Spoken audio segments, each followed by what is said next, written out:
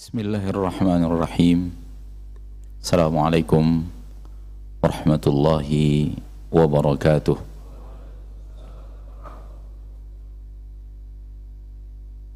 Innal hamdalillah nahmaduhu wa nasta'inuhu wa nastaghfiruh wa na'udzu billahi min shururi anfusina wa min sayyiati a'malina. من يهده الله فلا مضل له ومن يضلل فلا هادي له أشهد أن لا إله إلا الله وحده لا شريك له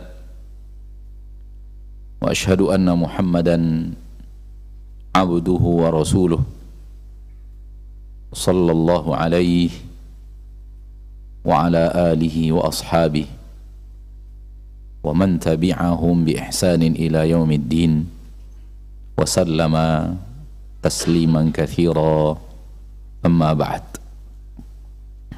Pertama-tama sekali saya mengajak diri sendiri dan kita semuanya tanpa terkecuali untuk bersyukur kepada Allah Tabaraka wa Ta'ala yang telah memberikan kepada kita curahan rahmat dan nikmat yang tiada tara. Dan curahan rahmat dan nikmat yang tiada tara itu Allah berikan kepada kita setiap hari. Setiap hari kita mendapatkan dari Allah aneka ragam rahmat dan nikmat yang tiada tara. Hanya orang-orang yang buta yang tak mampu melihatnya. Dan buta yang dimaksud bukanlah buta mata yang ada di kepala, tapi buta mata yang ada di dalam dada. Bukan buta basar, tapi buta basirah. Bagaimana mungkin tak terlihat? Allah mengatakan, wa in ta'uddu ni'matallahi la tuhsuha. Kalau kalian menghitung nikmat-nikmat Allah yang Allah berikan kepada kalian, tak sanggup kalian menghitungnya saking banyaknya. Bagaimana mungkin tak terlihat? Apa namanya itu? Sesuatu yang Allah katakan sangat teramat banyak, lalu kita tidak melihatnya kalau bukan buta.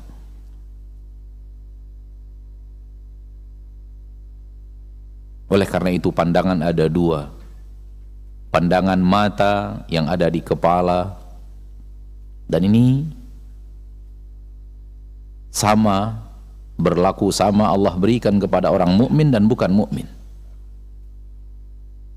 Namun seorang mukmin Allah berikan lagi pandangan berikutnya, yaitu basirah, pandangan mata yang ada di dalam dada.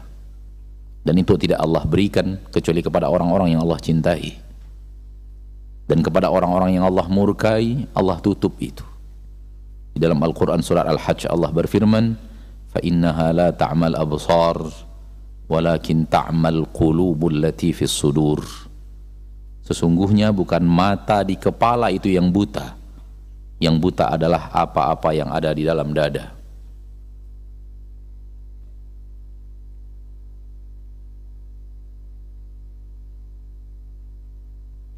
Salawat dan salam kepada Nabi kita tercinta, Rasul kita yang mulia, suri tauladan kita Nabi Muhammad sallallahu alaihi wasallam.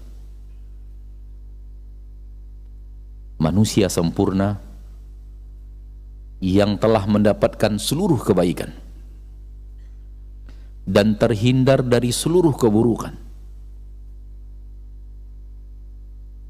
sehingga siapapun yang ingin kebaikan, teladan satu-satunya adalah Nabi kita Muhammad sallallahu alaihi wasallam. Karena pada diri beliau berkumpul seluruh kebaikan. Beliaulah manusia sempurna yang telah diberikan oleh Allah kepadanya seluruh kebaikan. Cukup seorang Nabi Muhammad SAW untuk seluruh para sahabat sebagai suri tauladan, mereka pegang dunia. Padahal mereka berasal dari sebuah negeri yang tak dikenal dan tak diperhitungkan akan menjadi sebuah negeri yang pegang kendali dunia. Mekah, siapa yang akan mengira dari pemuda-pemuda Mekah lah akan lahir pemimpin-pemimpin dunia? Hanya satu, seorang Nabi Muhammad satu-satunya sallallahu alaihi wasallam yang dijadikan suri tauladan oleh para sahabat. Kenapa?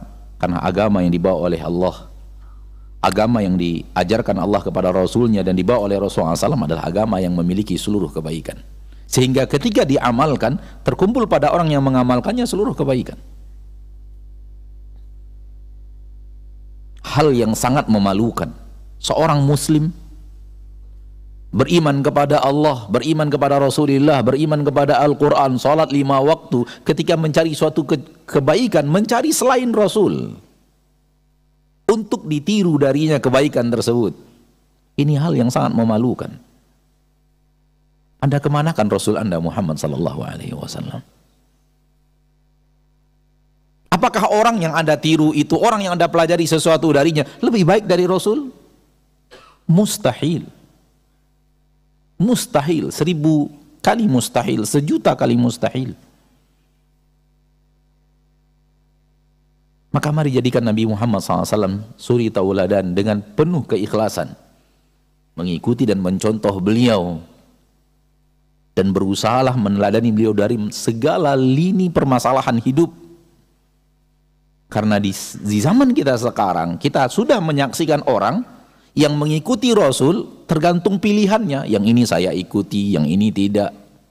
Yang ini saya mau ikut sunnah, yang ini saya mundur dulu. Bukan begini cara beragama. Cara beragama udkhulu fi silmi kafah. Dan termasuk kepada kita-kita yang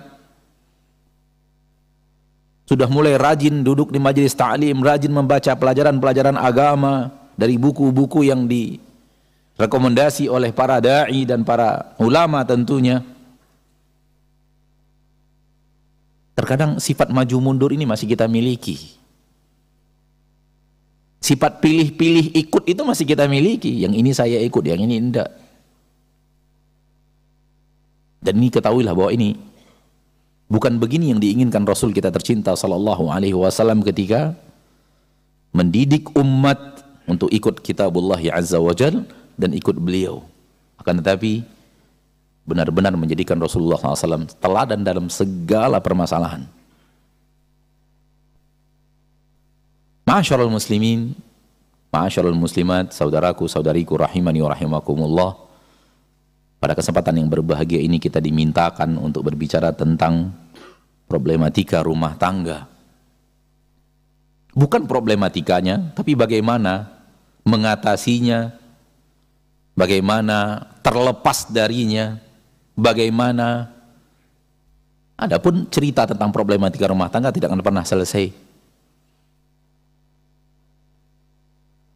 Dan masalah ini masalah penting, dibutuhkan oleh semua kita. Baik yang sudah menikah atau yang belum menikah, karena dia akan menikah. Dan ilmu sebelum beramal. Betapa banyaknya orang yang masuk ke dalam dunia rumah tangga tanpa berilmu, akhirnya bertemu jalan buntu. Karena mengikuti hawa nafsu di dalam berumah tangga, mengikuti pola-pola orang di luar agama Islam dalam berumah tangga, mengikuti hanya kebiasaan masyarakat, sehingga bertemu dengan realita-realita pahit. Dan setelah bertemu realita pahit, baru mencari guru, mencari ustadz yang mengerti agama, bagaimana solusinya. Ketika masalah itu sudah besar, menyelesaikannya bukan gampang.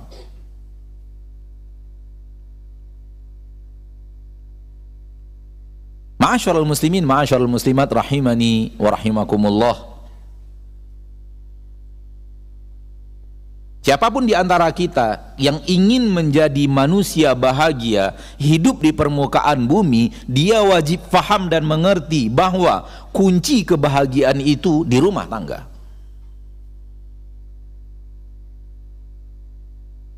Mustahil Anda menjadi manusia bahagia kalau rumah tangga Anda semrawut.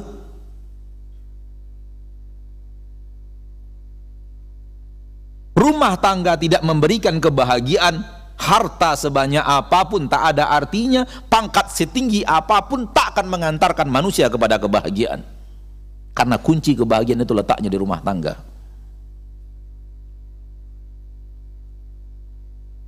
Maka siapapun yang benar ingin bahagia, dia berkewajiban untuk ngurus rumah tangganya sehingga menjadi rumah tangga yang nyaman, rumah tangga yang dia idam-idamkan, tentu sesuai dengan syariat, karena Allah Tabaraka wa Ta'ala telah mengajarkan segala-galanya kepada manusia.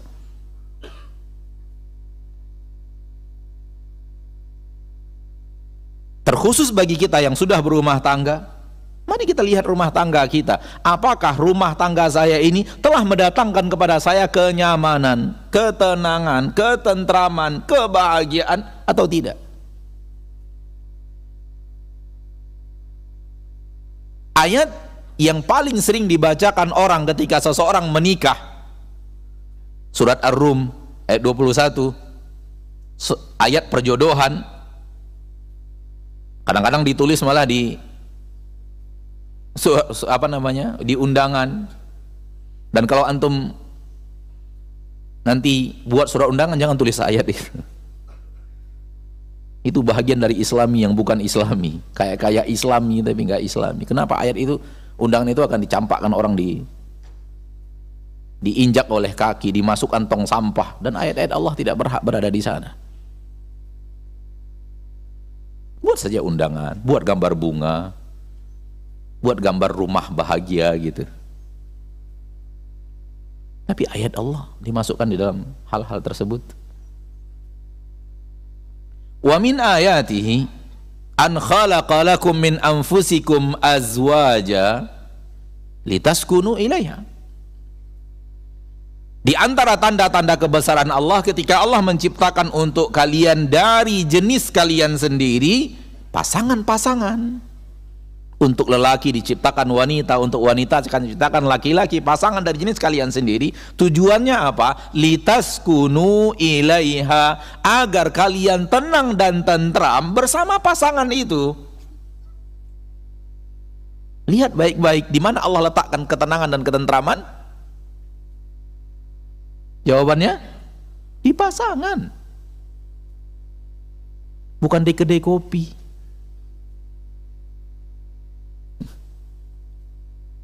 Mari masing-masing kita yang sudah memiliki istri, masing-masing kita yang telah memiliki suami, apakah benar hal yang paling nyaman bagi kita ketika kita sedang duduk bersama istri kita, sedang duduk bersama suami kita, itu adalah kondisi duduk kita yang paling nyaman, yang paling tentram, yang paling enak di hati kita adalah ketika kita sedang bersama pasangan kita, bercerita, bercengkrama, diskusi.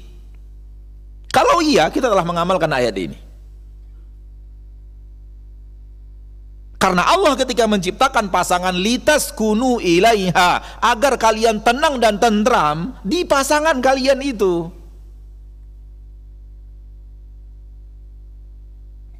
Coba cari di dalam ayat Al-Quran, dalam hadis Nabi, mana jabatan memberikan kebahagiaan, memberikan ketenangan dan ketentraman. Mana popularitas yang akan memberikan ketenangan dan ketentraman? Gak ada. Maka sehebat apapun Anda memegang sebuah jabatan, sebesar apapun perusahaanmu, sebanyak apapun karyawan Anda, seterkenal apapun dirimu, kalau bersama pasangan tidak nyaman, selamat menderita.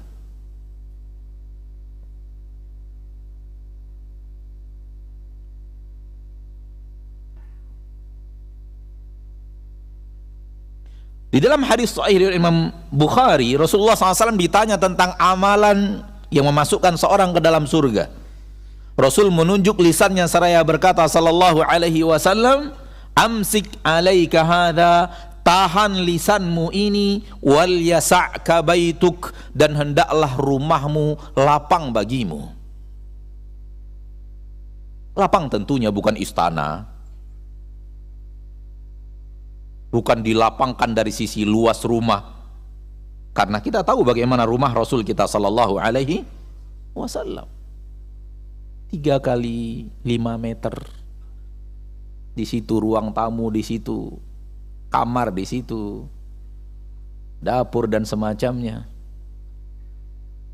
Tapi wal yasa'ka baituka adalah makna bahwa rumah itu nyaman bagi kita. Rumah itu hal yang sangat indah bagi kita. Rumah itu kalau kita sudah berada di dalamnya, tenang, tentram, bahagia, adem. Kalau sudah bersama istri, bersama anak-anak ngumpul di rumah.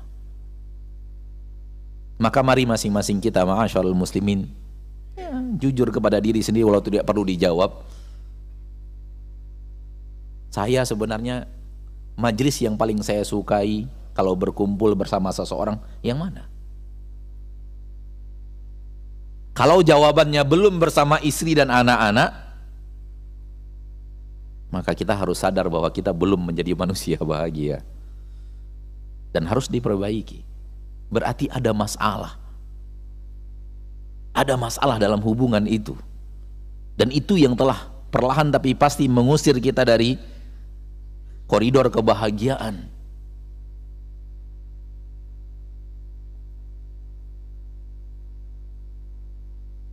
Tapi kalau seandainya jawabannya teman duduk yang paling saya sukai, duduk yang paling saya sukai ketika saya sedang duduk bersama istri saya, bersama suami saya, bersama anak-anak, Masya Allah.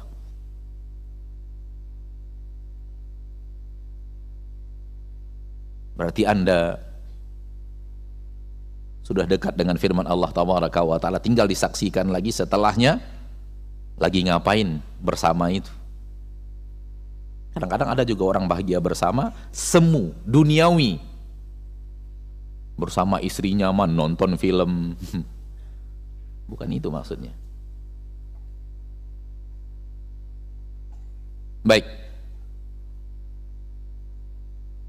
Di dalam Al-Quranul Karim, Allah berbicara tentang pondasi keluarga. Pondasi rumah tangga. Terdapat di dalam Al-Quran surah Al-Ahzab ayat yang ke 28 dan 29. Allah Tabaraka wa Ta'ala berfirman, ya ayyuhan nabiyyu qul li azwajika in kuntunna turidnal hayatad dunya wa zinataha fata'alaina umatti'kunna wa usarrihkunna sarahan jamila wa in kuntunna turidna Allaha wa rasulahu wad daral akhirah fa inna Allaha a'adda lil muhsinati minkunna ajran 'azima. Yang artinya, wahai Nabi, katakan kepada istri-istrimu. Dan ayat ini diturunkan oleh Allah Tabaraka wa Ta'ala kepada ketika istri-istri Nabi minta tambah belanja bulanan, yang membuat Rasul bersedih. Panjang ceritanya, namun kita tidak ingin masuk kepada kisah itu, dan sebahagian kita sudah pernah mendengar dari para asatidz yang lain, namun kita ingin membahas di bahagian rumah tangganya. Katakan kepada istri-istri engkau, wahai Rasul, wahai Nabi, in kuntunna turidnal hayatad dunya, kalau kalian menginginkan kehidupan dunia, wazinataha, dan harta yang ada di dalamnya, perhiasan dunia yaitu harta, fata'alaina, mari ke sini, umatti'kunna, aku berikan kepada kalian permintaan-permintaan kalian itu, wa usarrihkunna sarahan jamila, dan setelah itu aku akan ceraikan kalian dengan perceraian yang baik.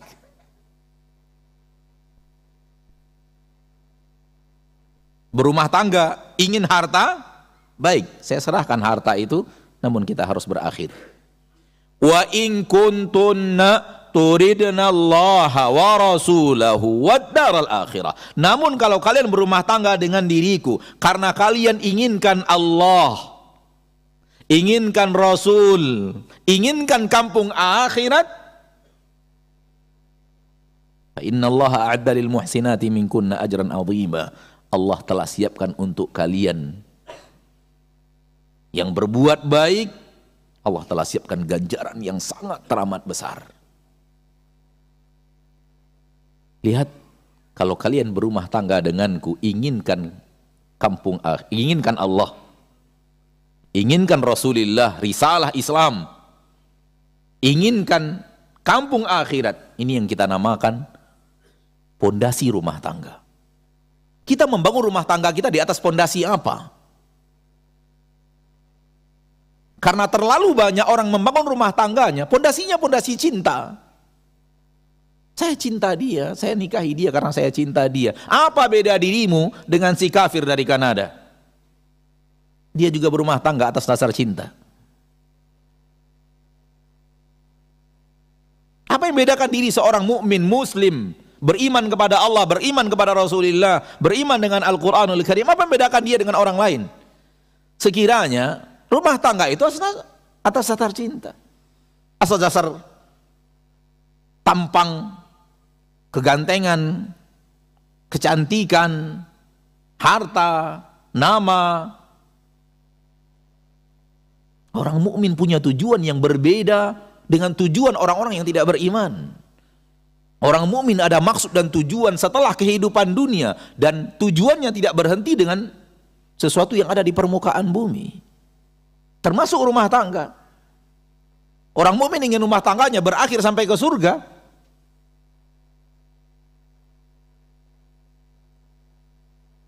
Maka di sini Allah mengajarkan pondasi rumah tangga. Kalau kalian inginkan Allah, inginkan Rasul, ingin mencari ridho Allah, ingin menegakkan sunnah Rasulullah di rumah tangga itu, ingin menggapai kampung akhirat di rumah tangga itu, rumah tangga kalian berdiri di atas pondasi yang benar. Ada ganjaran besar untuk orang-orang yang melakukan itu di sisi Allah di kampung akhirat. Maka apakah benar ketika kita menikah, kita menikah untuk mencari ridho Allah, menikah untuk menegakkan sunnah Rasulullah Sallallahu Alaihi Wasallam, menikah untuk mendapatkan tempat terbaik di surga Allah? Kalau iya, fabiha wa ni'mat. Alangkah mulianya, alangkah nikmatnya rumah tangga yang benar-benar berdiri di atas pondasi ini. Dan sekiranya tidak, masih ada kesempatan untuk memperbaiki toh. Sekiranya dulu kita lalai menikah karena menikah seperti orang-orang, sebelum ada datangnya kematian ada kesempatan untuk memperbaiki.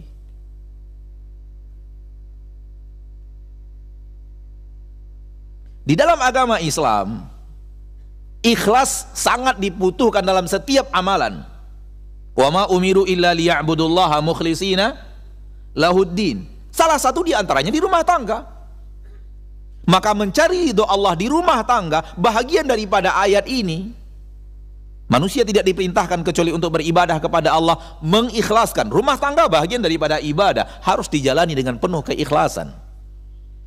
Berumah tangga untuk mencari ridho Allah, berumah tangga untuk mendekatkan kita kepada Allah, berumah tangga untuk menegakkan di rumah tangga itu sunnah Rasulullah Sallallahu Alaihi Wasallam, di atas jalan Rasulullah SAW, dan berumah tangga untuk target yang mulia, yaitu surga Allah Tabaraka wa Ta'ala. Kalau itu yang menjadi pondasi rumah tangga kita, alangkah luar biasanya. Jangan terjebak dengan kebiasaan manusia menikah, kita menikah, tujuan menikah nggak jelas, orientasi menikah tidak jelas, rumah tangga dibangun di atas apa tidak jelas. Yang akan terjadi dan paling sering terjadi adalah jenuh di rumah tangga. Kenapa? Sesuatu yang berulang datang berkali-kali, duniawi, semuanya akan mengantarkan kepada yang namanya kejenuhan. Termasuk rumah tangga itu sendiri. Kalau hanya dilakukan untuk dunia, tak ada keinginan mencari ridho Allah, saling bergandengan tangan mencari dan mengamalkan sunnah Rasulullah untuk mendapatkan kampung akhirat terbaik. Kalau tidak itu, pondasi kita berumah tangga hanya karena sekedar berumah tangga, perlahan tapi pasti jatuh kepada sifat duniawi murni bernama jenuh. Dunia dengan segala isi dan perilakunya, kalau itu murni duniawi, tak akan mengantarkan kecuali kepada kejenuhan. Tidak percaya? Makanlah setiap hari makanan yang sama. Hasil akhirnya jenuh. Duduklah setiap hari di tempat yang sama, hasil akhirnya jenuh. Pakailah setiap hari kendaraan yang sama, hasil akhirnya jenuh.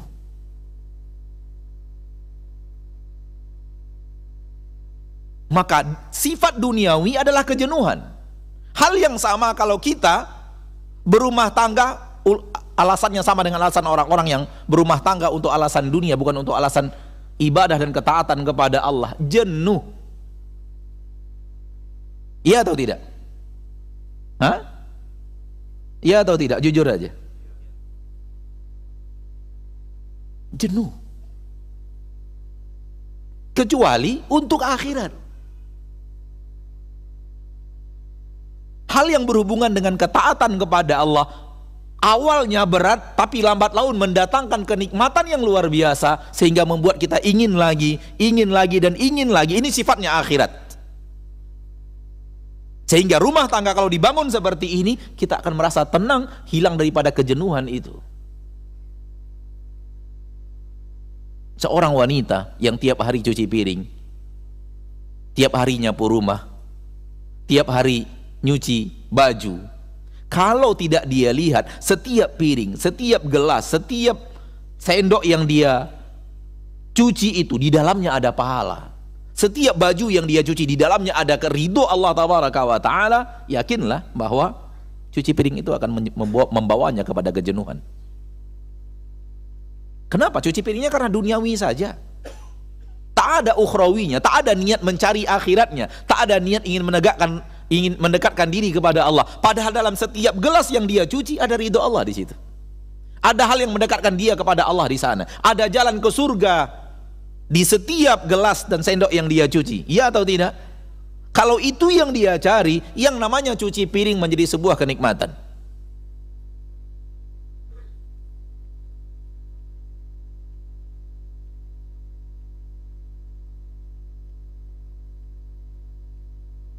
Karena yang dia inginkan dari rumah tangganya itu sesuatu yang tidak dilihat oleh orang-orang yang tidak beriman. Maka ini pondasi rumah tangga, ma'asyiral muslimin, ma'asyiral muslimat, rahimani wa rahimakumullah. Kalau sudah berdiri di atas pondasi rumah tangga ini, seminim apapun fasilitas, pasti bahagia. Hilangkan dalam diri kita keyakinan bahwa kalau fasilitas mewah, kalau fasilitas wah, itu pasti bahagia. Salah. Kebahagiaan tidak dijanjikan oleh fasilitas. Kalau kita berada di titik fasilitas minim, melihat orang berfasilitas mewah dan merasa ke fasilitas itulah yang telah membuat ini orang bahagia karena fasilitas mewah yang dia miliki, kita tertipu oleh fata morgana dunia. Bahagia itu letaknya ada di sini.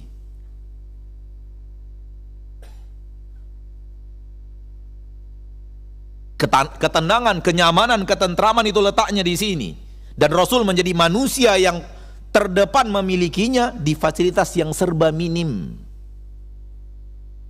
Manusia-manusia yang mengaku dirinya fakir sekarang ini, apabila dibandingkan dengan Rasul sallallahu alaihi wasallam, lebih fakir Rasul kita. Manusia-manusia yang mengatakan dirinya sekarang ini kurang kalau dibandingkan dengan kehidupan Rasul kita, lebih kurang Rasul kita tercinta Muhammad sallallahu alaihi wasallam. Apakah itu menghalangi Rasul untuk menjadi lelaki paling bahagia di permukaan bumi? Tidak.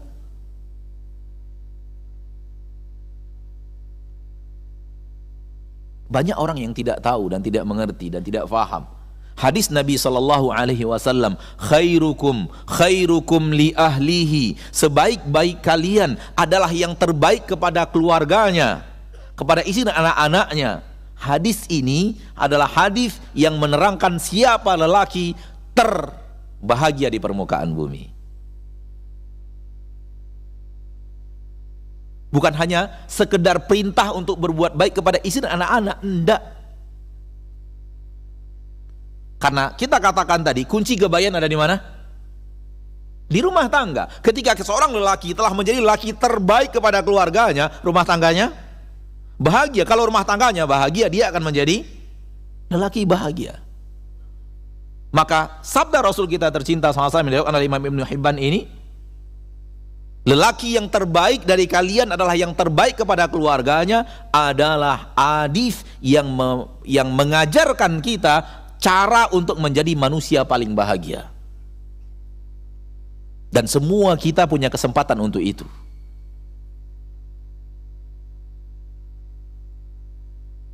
Karena fasilitasnya bukanlah karena untuk mencapai lelaki paling bahagia itu bukan karena fasilitas rumah, kendaraan, jabatan dan yang lainnya, enggak. Akan tetapi bagaimana seorang lelaki menjadi lelaki yang terbaik kepada istri dan anak-anaknya. Ketika itu terjadi, itu dia miliki dan semua kita punya kesempatan yang sama, ketika itulah dia menjadi lelaki yang paling bahagia di antara semua lelaki yang berkumpul. Hanya Allah yang tahu.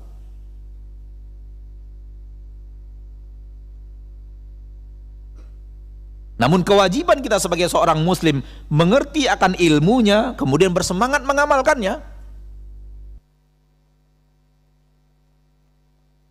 Hadis sahih Imam Muslim, Nabi SAW mengatakan, Istausu bin nisa'i khaira. Saling berwasiatlah kalian untuk memperlakukan wanita dengan baik. Apa maksudnya? Yang tadi, agar pasangan kalian menjadi tempat kalian mencari kenikmatan, kenyamanan, ketenangan, ketentraman.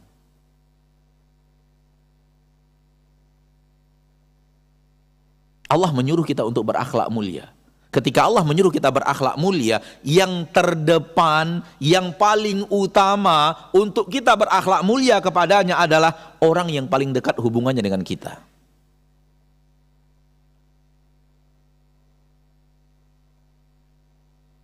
Maka kalau disuruh Allah sabar, sabar yang terbaik kepada orang yang paling dekat hubungannya dengan kita. Kalau disuruh oleh Allah dermawan, dermawan terbaik kepada orang yang paling dekat hubungannya dengan kita. Semakin dekat hubungannya dengan kita, semakin harus didermawani. Kalau Allah menyuruh kita pemaaf, jadilah orang yang pemaaf yang terdekat dengan hubungannya dengan kita. Kalau kita disuruh berkata-kata lemah lembut, berkataan lemah lembut itu untuk orang yang terdekat hubungan dengan kita semakin harus berlemah lembut. Itu konsep syariat. Karena di sana sini orang berlemah lembut kepada orang jauh, sementara orang dekatnya enggak. Dia bisa berakhlak mulia kepada orang yang jauh dari nasabnya, jauh dari hidupnya. Tetapi ketika dekat dengan orang-orang yang memiliki hubungan dengannya, salah seorang di antaranya di musim haji, istrinya datang kepada kita karena dalam satu kafilah berangkat, minta waktu untuk diskusi, kita berikan. Lalu istrinya bilang begini, Ustaz, suami saya. Ustaz tahu siapa suami saya? Iya, saya tahu, karena satu kafilah berjalan. Semua orang jauh yang kenal dia mengatakan dia berjiwa malaikat, tapi saya mengatakan setan besar.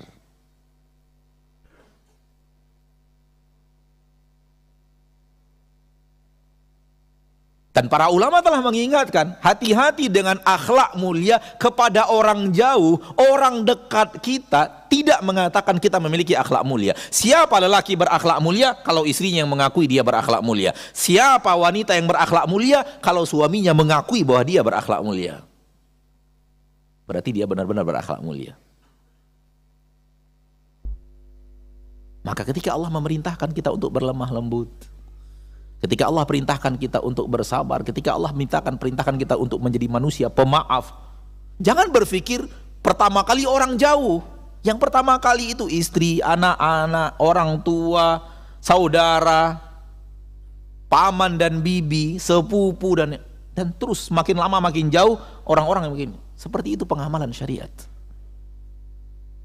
Seperti itu Allah memerintahkan kepada kita, ma'asyarul muslimin, ma'asyarul muslimat, rahimani wa rahimakumullah.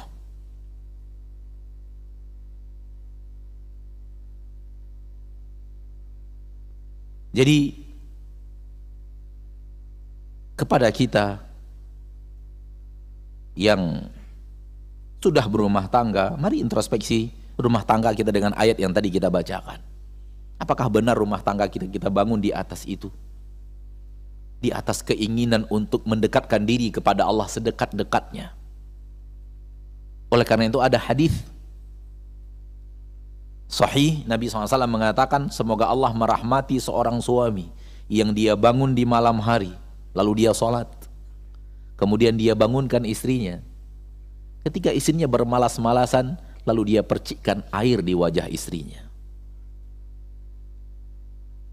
Dan semoga Allah merahmati seorang wanita, seorang istri, yang dia bangun di malam hari dan sholat, kemudian dia bangunkan suaminya. Ketika suaminya bermalas-malasan, dia percikkan air di wajah suaminya. Apa ini? Suami istri yang benar-benar saling bahu-membahu untuk menegakkan sholat malam. Saya bacakan hadis ini di sebuah pengajian. Pekan yang akan datang di majelis yang sama, seorang ibu-ibu kirim pertanyaan, Ustadz, hadis kemarin saya baca, saya amalkan, saya dimarah besar oleh suami saya.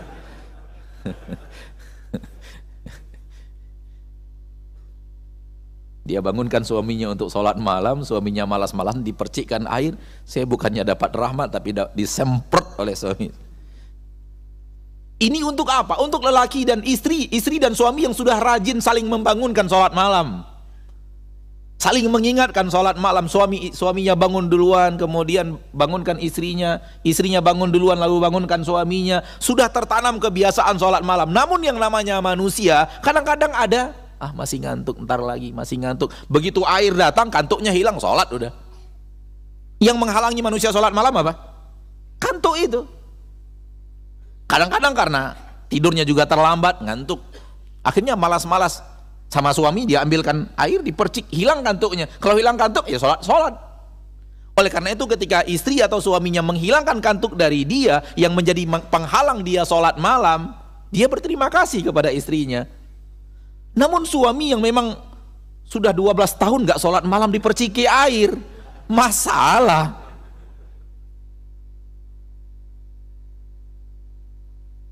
Ya kadang-kadang orang mengamalkan hadis tidak pada tempatnya. Ini untuk lelaki dan wanita, suami dan istri yang memang bergandengan tangan menuju ridho Allah, bergandengan tangan untuk melaksanakan ketaatan, saling dukung mendukung, saling ingat mengingatkan. Sehingga ketika dipercikan air berterima kasih istrinya karena tak menghalau kantuk dari dirinya. Ketika suami dapat percikan air hilang kantuk, dia akan berterima kasih kepada istrinya karena penghalang sholat malamnya hilang.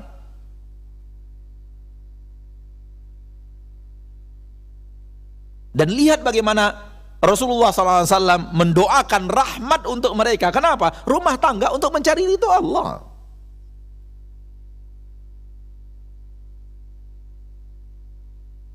Baik, rumah tangga seperti ini apakah tanpa problematika? Jawabannya, selagi Anda masih di dunia, mustahil tak ada problematika. Itu mustahil. Karena bumi ini Allah ciptakan tempat hukuman bagi ayah kita Adam. Nabi Adam melakukan kesalahan alaihi salam dengan takdir Allah, lalu dihukum dengan diturunkan di bumi. Berarti bumi ini negeri hukuman. Berarti di dalamnya ada kesulitan, ada hal-hal yang tidak nyaman, ada problematika terjadi, ada hal-hal yang sulit. Oleh karena itu tidak boleh mencari surga di dunia. Orang yang mencari surga di dunia dia akan ikut nafsu dan syahwat. Dan itu pola orang kafir. Kata Nabi SAW, dunia ini bagi orang kafir adalah surga, dan bagi seorang mumin adalah penjara. Dia akan merasakan kesulitan-kesulitan. Dia ingin tapi terlarang. Tapi orang kafir yang menginginkan apapun yang dia mau, mengerjakan apapun yang dia suka tanpa ada, dia harus memperhatikan larangan itu atau perintah itu, maka baginya dunia adalah surganya orang kafir karena bebas melakukan apapun yang dia inginkan. Tapi bagi orang yang beriman, ini dunia negeri hukuman. Nabi Adam Allah turunkan ke permukaan bumi karena dihukum, karena telah bersalah. Maka bumi telah Allah ciptakan dengan syarat problematika. Dimanapun Anda berada, di zaman apapun Anda ada, bersama siapapun Anda berkomunikasi dan bermuamalah, pasti Allah tetap memberikan kepada kita sifat dunia, yaitu ada masalah, ada rintangan, ada problematika. Di dalam Al-Quran ketika Allah berjanji untuk memberikan kepada orang yang bertakwa, surat At-Talaq, wa may yattaqillah, barang siapa yang bertakwa kepada Allah, yaj'al lahu makhraja, Allah berikan kepadanya apa? Solusi. Di dalam ayat itu Allah mengatakan Allah akan memberikan kepadanya solusi. Artinya apa? Problematika pasti Allah turunkan. Namun kalau dia bertakwa, Allah berikan solusi. Allah tidak mengatakan barang siapa yang bertakwa Allah jauhkan hidupnya dari problematika. Allah tidak katakan itu. Karena problematika adalah sifatnya dunia. Masalah adalah sifatnya dunia. Hal yang berat adalah sifatnya dunia. Tangisan itu adalah sifatnya dunia. Yang tidak ada itu di dalamnya hanya surga. Dan untuk merasakan indahnya surga, manusia harus merasakan perihnya dunia dulu. Allah ingin memberikan kepada kita nikmat surga setelah kita merasakan penderitaan dunia. Maka tidak ada yang namanya rumah tangga tanpa problematika. Tidak ada yang namanya rumah tangga tanpa masalah. Berbicara tentang problematika rumah tangga, maka selagi kita hidup di dunia pasti menemukan problematika. Mau tidak berumah tangga atau berumah tangga, mau dimanapun berada, di negeri manapun berada, asal masih dinamanya di dunia, itu pasti ada problem, ada masalah. Karena dunia ini memang Allah ciptakan dan Allah takdirkan tempat gudangnya masalah. Oleh karena itu janji Allah kepada orang yang bertakwa bukanlah tidak memberikan kepadanya problematika, namun janji Allah memberikan kepadanya solusi dari problematika itu. Berarti diberikan masalah, diberikan problem dalam hidupnya, namun Allah janjikan kalau bertakwa pasti Allah berikan solusi dari problematika itu. Nah, salah satu di antaranya adalah rumah tangga ini. Maka semua kita yang berumah tangga pasti punya problem masing-masing. Semua kita yang hadir di sini yang sudah berumah tangga, semua kita punya masalah. Semua kita punya problem dalam rumah tangga itu. Kenapa? Kita manusia. Kita hidup di dunia.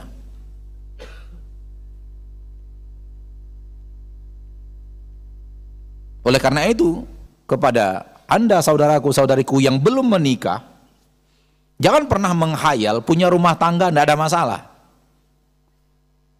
Itu mustahil. Bukan bumi namanya kalau nggak ada masalah di situ. Bukan dunia namanya kalau nggak ada masalah di tempat tersebut. Maka semua rumah tangga tanpa terkecuali punya masalah. Karena dia memiliki sifat dunia. Karena dia berada di dunia dan memiliki sunnatullah yang berlaku di permukaan bumi. Alhamdulillah. Termasuk orang-orang yang beriman, yang berumah tangga di atas keimanan, akan Allah berikan kepadanya problematika rumah tangga itu. Intinya tak ada rumah tangga tanpa problematika, itu nggak ada. Jangan pernah menghayal.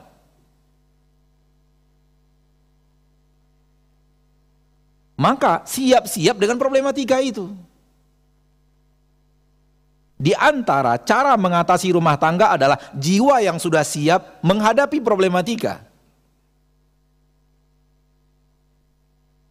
Adapun sebelum rumah tangga menghayal hidupnya penuh dengan kenyamanan, tak ada kekurangan, tak ada keluhan, maka dia akan tersontak kaget begitu masuk rumah tangga, berbeda dengan ekspektasinya.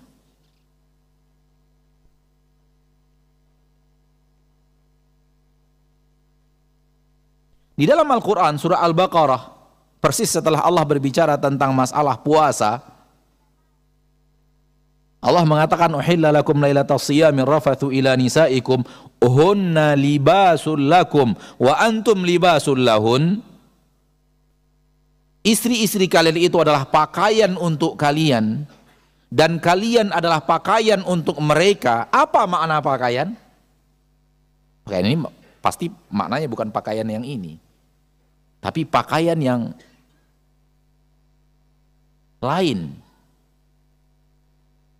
Disahkan oleh para ulama, makna ayat ini adalah engkau wahai suami punya kekurangan, punya kelemahan, punya kesalahan, istrimu menutupinya. Itulah makna pakaian dalam rumah tangga. Dan kalian wahai suami, pakaian bagi istri kalian. Kenapa? Istri kalian punya kekurangan, istri kalian punya kesalahan, istri kalian punya aib. Kalianlah pakaiannya supaya tidak kelihatan oleh orang lain.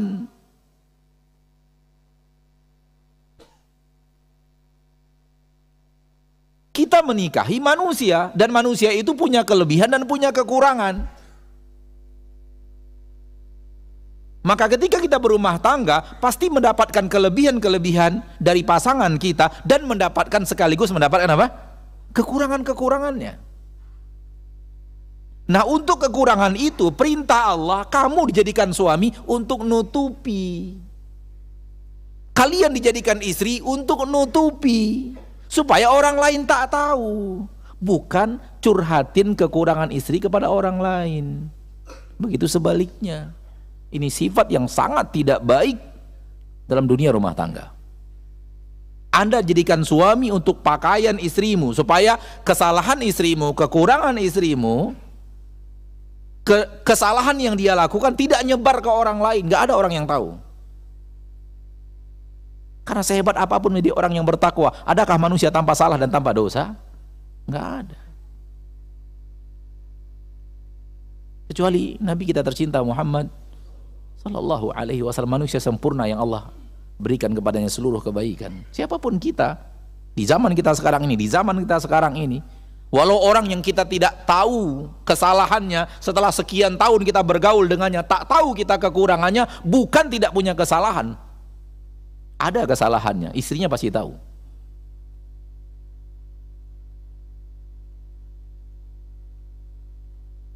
Karena dia manusia. Maka Anda wahai para suami menikahi seorang wanita yang dia adalah manusia. Wahai Anda para istri, Anda menikahi seorang lelaki yang dia adalah manusia. Manusia itu semuanya punya kekurangan. Maka solusi berumah tangga dalam masalah-masalah yang terjadi, sabar dan syukur. Hal yang menjadi kelebihannya kita syukuri, hal yang menjadi kekurangannya sabar.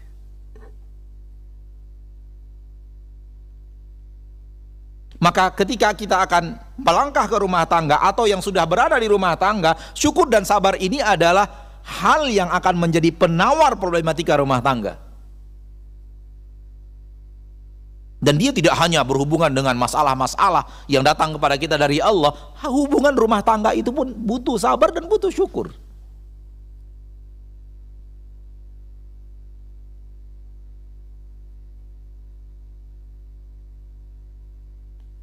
Ketika Anda bersabar dengan kekurangan suami, tambah dekat dengan Allah. Begitu sebaliknya. Ketika seorang suami sabar dengan kekurangan istrinya, semakin dekat dengan Allah. Karena kekurangan suami bagi istri adalah ujian, musibah. Kekurangan suami bagi istri adalah musibah. Kekurangan istri bagi suami juga adalah musibah. Dan dunia ini negeri musibah toh. Dan ketika Allah nyuruh bersabar kepada manusia dengan perilaku manusia, yang terdepan di dalamnya adalah seperti yang tadi kita katakan tadi, orang yang terdekat dengan kita. Jangan ke orang lain bisa sabar, ke istri enggak. Belum lama ini, hitungan hari, saya bersama seorang muslim yang mengatakan kepada saya, kenapa sulit sekali sabar kepada istri dan anak-anak, Ustaz? Tipu daya iblis. Dia ingin merusak rumah tangga kita.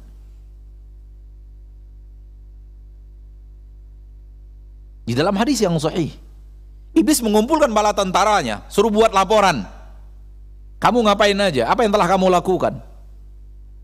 Dan tentara-tentara iblis mengatakan, saya telah berhasil membuat si fulan membunuh si fulan, saya telah berhasil membuat si fulan begini begitu, saya telah berhasil menggoda fulan sehingga fulan minum khamar dan yang lainnya. Kamu tidak berbuat apa-apa. Yang lain mana yang lain? Kamu sudah ngapain? Kamu sudah ngapain? Begitu ada yang mengatakan, saya sudah berhasil menggoda seorang suami dan istri, dan saya selalu membakar antara mereka sehingga sampai mereka bercerai. Sini. Luar biasa kamu, sini. Duduk di sini di samping saya. Lihat. Hal yang paling dicintai oleh iblis apabila iblis bisa, tentara-tentaranya itu bisa merusak hubungan antara suami dan istri. Itu yang paling dia cintai. Kenapa? Dia tidak ingin kita bahagia. Orang kalau sudah rumah tangganya rusak, pintu maksiat terbuka luas untuknya. Kenapa? Dia ingin mencari kebahagiaan di tempat lain. Di tempat lain di mana kebahagiaan itu? Syukur-syukur kalau dia mencarinya ke pengajian. Karena ada juga orang pergi pengajian bukan karena ingin ngaji, ingin lari dari masalah di rumah. Jadi masjid ini tempat pelarian. Alhamdulillah. Kalau pelariannya ke majelis taklim, walaupun nggak baik-baik lah, nggak itu yang terbaik. Harusnya duduk di majelis taklim untuk mencari ridho Allah, mendekatkan diri kepada Allah, mendengarkan ayat Al-Quran. Tapi tak tertutup kemungkinan pergi pengajian bukan karena itu. Disemprot sama istrinya di rumah, keluar pergi ngaji gitu. Tempat pelarian mungkin ada di antara kita, Allah alam, nggak tahu juga saya. Tapi ada yang seperti itu. Alhamdulillah kalau pelariannya masih apa? Masih masjid. Tapi betapa banyaknya manusia yang ketika dia bermasalah di rumahnya larinya bukan ke masjid. Nongkrong, warung, cari teman, diskusi, bukan diskusi, cerita dan semacamnya. Pintu maksiat terbuka luas. Dan kekuatan umat Islam berada di rumah tangga. Rumah tangga umat Islam bagus, Islam bagus. Rumah tangga umat Islam bobrok, Islamnya bobrok. Oleh karena itu kenapa Nabi begitu serius mengurus rumah tangga, mengajarkan bagaimana cara berumah tangga, mempraktekkan rumah tangga yang terbaik agar ditiru, agar kekuatan Islam itu terjadi. Rumah tangga apabila baik akan mendatangkan orang-orang yang akan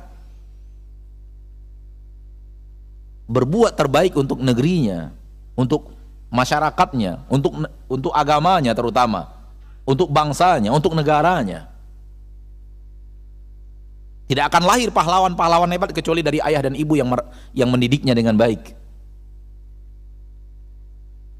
Maka ketika akan berumah tangga atau sedang berumah tangga, terlihat kekurangan istri, sadari, ya memang begitu, dia kan manusia.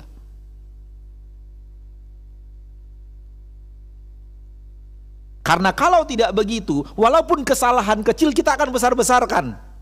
Kenapa dibesarkan? Karena yang kecil itu terulang lagi, akhirnya numpuk jadi besar. Harusnya kesalahan kecil dimaafkan. Maafkan kesalahan, kekurangan dia, maafkan, fahami bahwa itu kekurangan dia, maaf. Kalau sudah maaf itu artinya apa? Tak tersisa di dalam hati, semuanya hilang, itu dia maaf. Kadang-kadang kita mengatakan maaf, kita sudah maafkan 90%, 10%-nya masih kita sisakan di sini. Kejadian lagi, maafkan, iya saya maafkan, 90% yang dimaafkan, 10%-nya tetap disimpan. Akhirnya 10% ini numpuk sampai titik di mana dia meledak. Anda menikahi manusia, manusia itu punya kelebihan dan kekurangan. Maka Allah menyuruh kita dalam rumah tangga sabar atas kekurangan istri, sabar atas kekurangan suami. Karena nggak mungkin kita akan mencari seorang lelaki yang sempurna seperti Rasulullah SAW, tanpa cacat, tanpa kurang, nggak mungkin. Sebagaimana tak mungkin mencari wanita yang tanpa cacat dan tanpa kurang. Akan ada masanya di surga, insya Allah. Allah siapkan negeri yang tanpa masalah, tanpa problematika, tanpa kekurangan, tanpa keletihan, tanpa kesusahan. Itu Allah maunya berada di surga, tidak menginginkannya berada di permukaan bumi ini. Maka seorang suami harus menjadi suami yang sabar berhadapan dengan problematika kekurangan istrinya. Istri harus menjadi istri yang sangat sabar berhadapan dengan kekurangan suaminya. Kalau ingin problematika itu tidak berbuah menjadi sesuatu yang lebih besar dan memporak-porandakan kehidupan kita setelah dia memporak-porandakan hati kita, kenyamanan, ketentraman kita.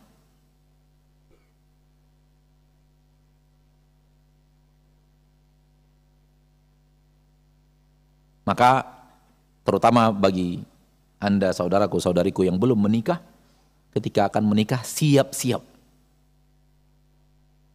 Siap-siap bukan untuk bahagia, siap-siap untuk sabar. Siap-siap untuk sabar. Kalau Anda sabar, Anda bisa bahagia. Jangan muluk-muluk, saya nanti akan begini, akan begini, akan begini. Ternyata terhenyak, tersentak dengan kondisi yang berbeda dengan apa yang dibayang-bayangkan. Maka siapkan diri untuk, dia pasti punya kekurangan. Seorang suami yang siapkan mental menerima kekurangan istri, istri yang menyiapkan mental untuk menerima kekurangan suami, mereka yang bisa mengatasi problematika rumah tangga mereka. Ketika masalah itu ada, selesaikan berdua. Jangan tahu orang lain. Ini maksud dari firman Allah Tabaraka wa Ta'ala tadi, hunna libasul lakum wa antum libasul lahun. Ada masalah suami, selesai dengan istrinya. Ada masalah istri, selesai dengan suaminya. Sehingga tak ada orang lain yang tahu. Mertua kita tidak tahu apa masalah pada anaknya. Walau orang tua pasti bisa memprediksi karena dia tahu siapa anaknya. Tapi orang tua tak pernah dapat cerita dari menantunya akan anaknya. Usahakan seperti itu, masyaallah muslimin. Tak ada gunanya kita cerita kepada orang lain.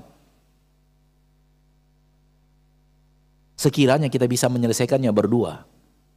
Rumah tangga yang benar adalah problematika di dalamnya diselesaikan berdua oleh suami istri itu. Oleh karena itu suami istri adalah orang yang saling melengkapi. Kekurangan ini dilengkapi oleh yang ini, kelebihan ini, kekurangan ini dilengkapi oleh yang ini.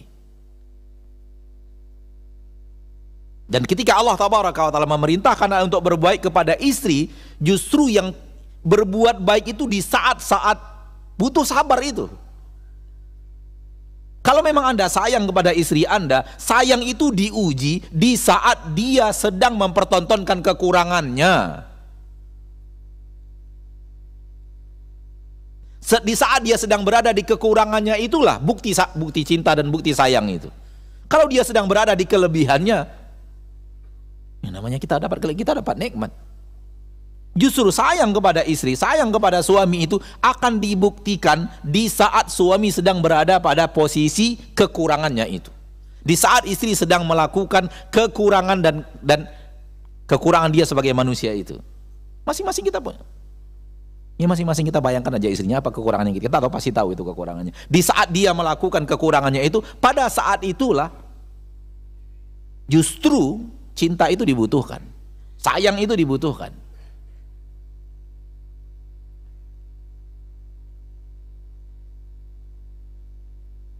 Agar masalah ini tidak semakin membesar. Wahai para suami, jangan egois. Saya kepala rumah tangga, saya. Bukan begitu cara berumah tangga. Justru karena Anda makhluk yang lebih pandai sabar dibanding wanita, maka Anda yang ditunjuk Allah menjadi kepala rumah tangga. Begitu cara pandang yang benar. Ar-rijalu qawwamuna 'alan nisa dalam surat An-Nisa. Lelaki itu Allah jadikan kepala rumah tangga, menjadikan pemimpin kaum wanita. Justru karena Anda lebih pandai bersabar, Anda lebih kuat ditimpa masalah, Anda lebih tenang ketika ada problematika terjadi. Karena itulah Anda ditunjuk menjadi kepala rumah tangga. Karena Anda lebih kuat berhadapan dengan masalah, Anda lebih kuat berhadapan dengan problematika, Anda lebih kuat menahan kekurangan-kekurangan itu dibanding wanita menahan kekurangan Anda.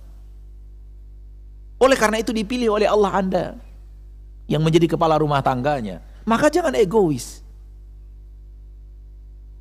Masalah sekecil apapun kalau dihadapi dengan marah tak akan pernah selesai. Kalau selesai secara wujud zahir, di hati tersisa. Oleh karena itu lihat, Rasulullah tidak pernah marah kepada keluarganya.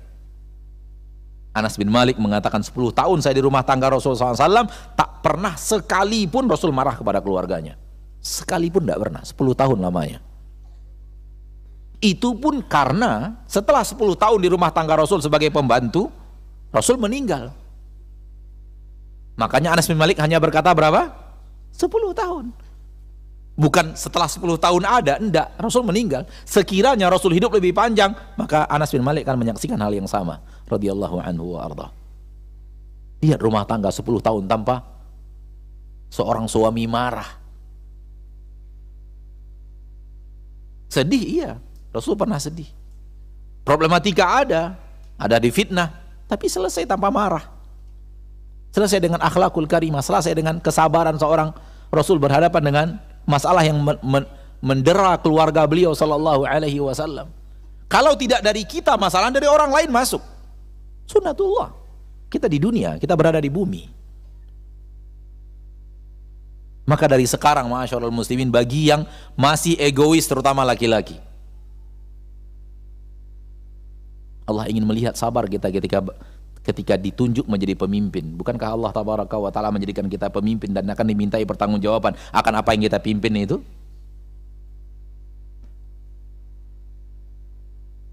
Bagi yang belum berumah tangga, siapkan sabar sebanyak-banyaknya sebelum berumah tangga untuk dibawa ke dalam rumah tangga, agar jangan sampai Anda berkata, habis sabar saya Ustaz.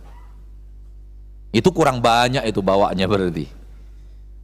Kurang banyak bawanya. Maka siapkan banyak-banyak sabar. Terutama bagi yang belum berumah tangga ya. Bagi yang sudah berumah tangga yang masih egois, yang masih sering marah, cari sabar sebanyak-banyaknya. Minta sabar kepada Allah sebanyak-banyaknya agar ketika masalah datang, sabar yang Anda gunakan itu belum habis untuk berhadapan dengan masalah itu. Karena banyaknya manusia sekarang yang mengatakan habis sabar saya. Itu kurang banyak sabarnya.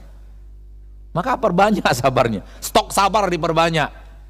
Imam Abdurrahman As-Sa'di mengatakan ayat-ayat Allah yang menyuruh tentang sabar, hadis Rasul menyuruh tentang sabar, banyak sekali para ulama berbicara tentang sabar ketika masalah datang. Padahal yang terpenting daripada itu, kata beliau, adalah menyiapkan sabar sebelum masalah datang.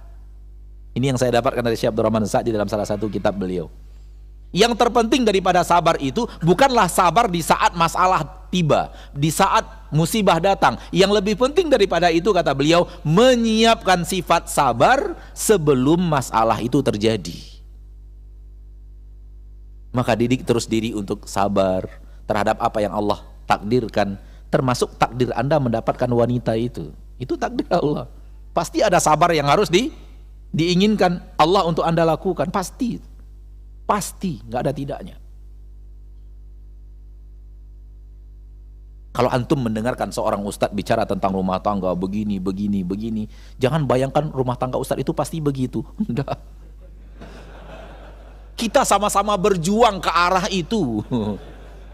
Kita sama-sama berjuang ke arah itu. Dan siapa yang paling mahir menerapkan syariat Allah, dialah yang paling beruntung. Dialah yang paling nyaman.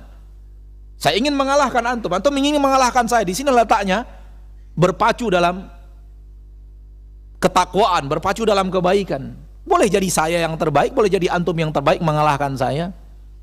Kadang-kadang, ya, ini kadang-kadang Ustaz lagi bicara rumah tangga yang benar seperti ini, suami harus begini, istri harus begini. Kadang-kadang setan datang kepada kita, kayaknya rumah tangga Ustaz itu kayak gitu tuh. Boleh jadi iya, boleh jadi tidak. Itu kan Ustadz bicara kaidah syariat. Harus begitu kan, bicara kaidah syariat. Supaya kita menata hidup kita di atas syariat. Apakah beliau menata hidupnya di atas syariat itu? Masing-masing hanya Allah yang tahu.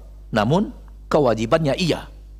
Karena kalau dia mengajak manusia ke arah itu, dia harus berusaha mengamalkannya. Maka jangan egois. Allah menciptakan untukmu istri untuk disayangi. Lihat hadis Nabi tadi, khairukum li ahli, kalian yang terbaik adalah yang terbaik kepada keluarganya. Saya wasiatkan kalian untuk berbuat baik kepada kaum wanita.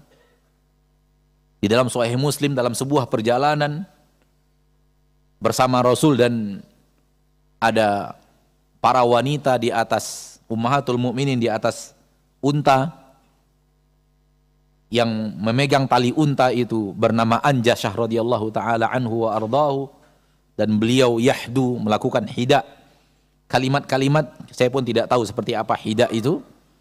Intinya di dalam Hadis itu disyarah oleh Imam Nawawi, melakukan kalimat-kalimat yang membuat unta itu semakin semangat berjalannya, semakin lebih kencang jalannya dibanding tidak di hida. Seperti apa Anda tidak tahu. Hida itu seperti apa Anda pribadi tidak pernah tahu. Karena kita tidak pernah duduk bersama orang-orang yang bergelut di dunia unta. Ya waktu dulu di sana ya belajar nggak masuk ke peternak unta dan hidup bersama peternak unta sehingga nggak tahu hida itu seperti apa. Intinya dalam hadis itu yahdu, anjasah yahdu, sehingga ketika dia yahdu, unta ini berjalan agak cepat dibanding biasanya. Kata Nabi SAW, ya anjasah, berhenti dah daripada hida itu. Lutfan bil qawarir, berlemah lembutlah kepada kaca. Siapa kaca? Yang ada di atas unta itu kaca, gampang pecah, gampang capek, gampang lelah. Lalu engkau membuat hida sehingga unta berjalan agak cepat. Susah wanita di atasnya. Mereka wanita bukan kayak kita laki-laki gitu. Lihat. Perjalanan unta yang agak cepat saja membuat Rasul sallallahu alaihi wasallam memerintahkan Anjasyah radhiyallahu anhu wa ardhahu untuk berhenti. Untuk apa? Berbuat baik kepada siapa yang ada di atas unta. Dan Nabi mengatakan itu qawarir, gelas-gelas kaca itu di atas unta kamu itu, gampang capek, gampang pecah. Lihat, hal yang seperti itu diperhatikan oleh Nabi SAW. Wanita akan lelah karena untanya berjalan lebih cepat dari biasanya. Itu diperhatikan oleh Rasul kita tercinta Sallallahu Alaihi Wasallam. Karena beliaulah laki terbaik kepada kaum wanita. Sekaligus menjadi kepala rumah tangga paling bahagia di permukaan bumi. Salawatu Rabbi wa salamu alaihi.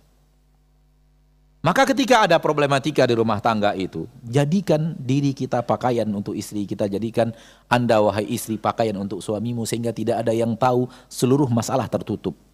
Habis di antara mereka berdua. Kalau toh pun ternyata berdua tidak bisa mencarikan solusi, maka caranya adalah kedua-duanya menghadap kepada seorang yang berilmu, kepada seorang yang bijaksana dan amanah dalam menjaga rahasia rumah tangga. Kalau setelah berusaha melakukan problematika untuk menyelesaikan problematika itu berdua tak kunjung selesai, tak kunjung bisa berdua, berarti butuh orang yang ketiga. Dan alangkah yang terbaiknya kalau yang ketiga itu masih ada hubungan keluarga dengan mereka berdua. Itu yang terbaik. Tapi kalau tidak pun, maka cari orang yang berilmu, cari orang yang bijaksana, dan cari orang yang amanah bisa menyimpan rahasia itu.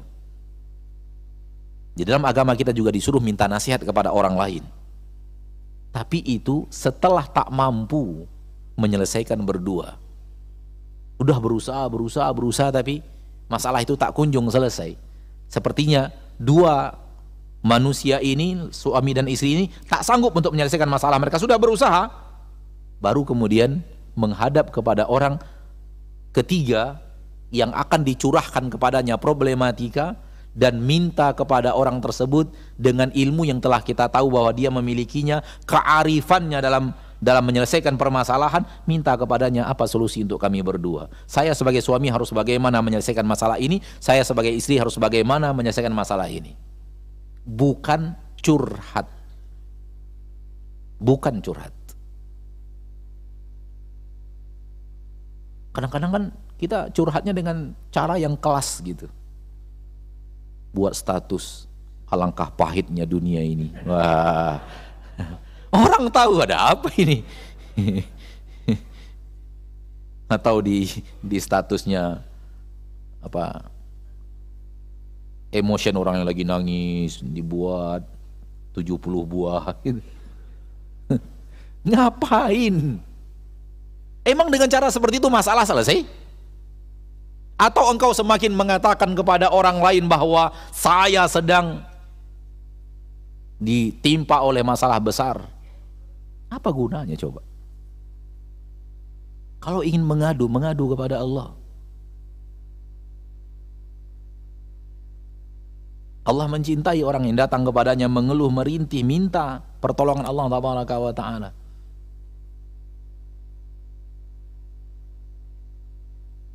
Jadi rumah tangga dengan masalah-masalah yang terjadi jangan keluar. Kalau ataupun keluar kepada orang yang tadi saya katakan, berilmu untuk menyampaikan salah saya sebagai suami di mana, salah saya sebagai istri di mana, cara yang benar bagaimana, berilmu, bijaksana supaya dia bisa menilai mana yang harus diperbaiki, mana yang harus dipertahankan, amanah supaya dia pun tidak bercerita kepada orang lain. Dan berhati-hati menceritakan masalah keluarga, problematika rumah tangga kita kepada orang yang tidak amanah. Itu sama saja kita menjaganya, sampaikan ke orang untuk menyampaikannya ke orang lain. Berhati-hati di sana. Ma'asyarul muslimin, ma'asyarul muslimat rahimani wa rahimakumullah. Marah menyelesaikan masalah rumah tangga hanya akan mengantarkan Anda kepada penyesalan. Karena marah itu akhir-akhirnya adalah nyesal. Tapi lemah lembut, bersabar hanya akan mengantarkan manusia kepada kondisi yang nyaman. Ada kalanya Anda harus diam sebagai seorang suami, ada kalanya Anda tidak harus menjawab apapun dari apa yang dikatakan istri Anda. Kadang-kadang istri kita lagi marah, tak mesti marah harus dibalas dengan marah. Marah ibarat dibalas dengan marah yang namanya perkelahian. Namanya perkelahian, pertengkaran, akhirnya terucap kata-kata yang tidak pantas diucapkan, dan itu melukai perasaan. Dan boleh jadi setan lebih parah lagi dengan menyampaikan kalimat-kalimat perceraian padahal diucapkan dalam keadaan emosi. Datang kepada saya, WA, Ustadz saya ingin bertemu malam ini, jam udah di atas jam 12. Saya katakan besok saja insya Allah setelah subuh. Ustadz saya penting sekali malam ini. Enggak, saya nggak bisa, habis sholat subuh datang. Habis sholat subuh datang, Ustadz saya nyesal. Kenapa? Tadi malam saya kelahi sama istri saya, bertengkar, saya jatuhkan talak 3 Ustaz. Tadi malam dia jatuhkan talak, subuh nyesalnya. Coba bayangkan. Kenapa? Diucapkan karena emosi. Ingat wahai muslim, ingat wahai muslimah, ketika Anda sedang emosi, Anda sedang berada di sebuah jiwa yang labil. Dan jangan sekali-kali mengambil keputusan pada saat Anda sedang labil. Jangan sekali-kali ambil keputusan, karena keputusan yang Anda ambil ketika labil, biasanya Anda menyesal. Mayoritasnya Anda akan menyesal. Ketika Anda marah, redakan marah itu dulu. Hilangkan dulu marah itu. Sehingga Anda ketika mengambil keputusan tidak lagi sedang dalam keadaan marah. Sehingga ketika tidak marah, Anda stabil lagi. Setelah stabil, Anda bisa berpikir dengan jernih.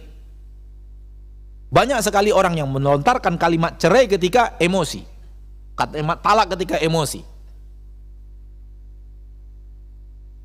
Seperti yang tadi, akhirnya menyesal. Baru tadi dia jatuhkan talak, jam 1 malam dia udah nyesal, ganggu Ustadz tidur lagi. Kenapa? Dia ucapkan dalam keadaan labil, saya sedang marah lalu saya jatuhkan talak. Maka kalau marah, hilangkan dulu marahnya. Sebagaimana manusia, mungkin saja kita emosi, sahabat aja ada yang emosi sampai menempeleng budaknya.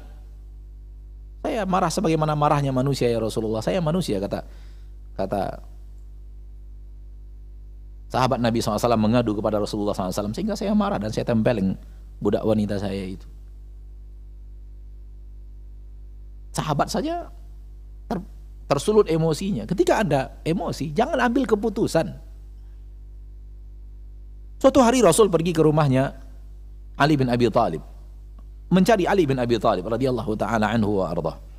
Sesampai di rumah, Ali bin Abi Thalib nggak ada. Yang ada adalah anak beliau, putri beliau, kesayangan beliau, Fatimah radhiyallahu anha wa ardhah. Bertanya, mana Ali? Keluar dari rumahnya Rasulullah. Kenapa? Tadi dia membuat saya marah, lalu saya marah kepadanya sehingga dia keluar. Keluar ketika seorang Ali bin Abi Thalib dimarahi oleh istrinya. Sahabat loh. Anda ingin tidak pernah dimarahi istri, siapa Anda? Ini istri para sahabat, putrinya Rasulullah sallallahu alaihi wasallam. Manusia. Abu Bakar pernah lewat di depan rumah Rasul sallallahu alaihi wasallam, terdengar Aisyah mengangkat suara. Akhirnya Abu Bakar ketok pintu. Ketika Aisyah tahu itu ayahnya, langsung terdiam, takut. Itu sifat wanita, lebih takut ayahnya dibanding suaminya.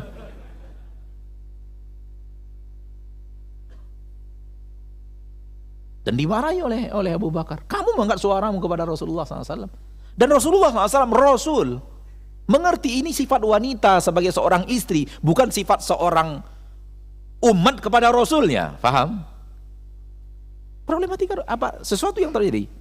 Rasul tak pernah memiliki kekurangan, namun Ummahatul Mukminin manusia.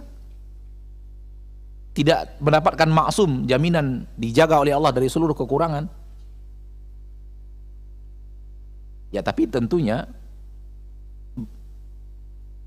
masalah rumah tangga. Ada sesuatu yang membuat Aisyah tidak nyaman sehingga agak sedikit keras suaranya. Allah takdirkan ayahnya lewat. Dimarahi. Dan ketika dimarahi, Aisyah bersembunyi di balik badan Rasul SAW. Rasul menghalang-halangi begini, menjaga istrinya Aisyah. Lalu Rasulullah SAW mencari Ali bin Abi Thalib, keluar.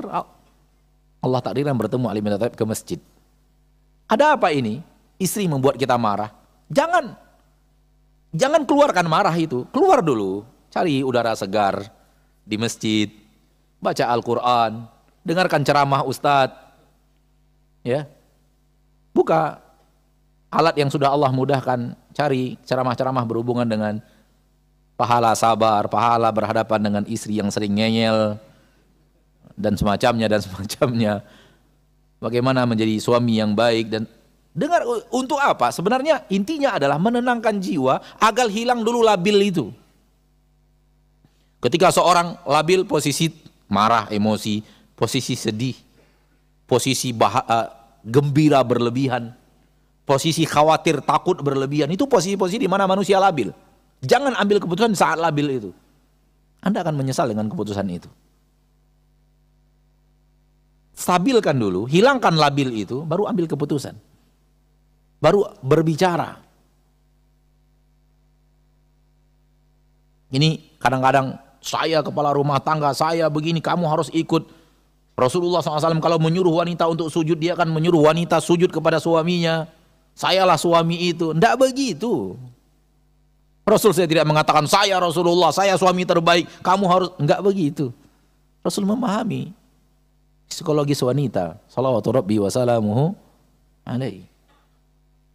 Maka kalau memang harus mengambil keputusan, ambil keputusan di saat tidak emosi. Lepaskan dulu sifat labil kita sampai kita ke titik di mana marahnya hilang, atau sedih karena ada kata-kata yang menyakitkan itu hilang. Jangan bicara dulu, jangan ambil keputusan dulu, jangan ikuti itu dulu. Sebentar, selesaikan, tenangkan dulu. Ketika ketika jiwa kita sedang bereaksi, beriak, tenangkan dulu riak itu, tenangkan dulu emosi itu. Setelah tenang, setelah nyaman, setelah bisa berpikir dengan jernih, baru berpikir ini, lalu baru hadapi problematika. Ada apa masalah tadi? Kenapa begitu?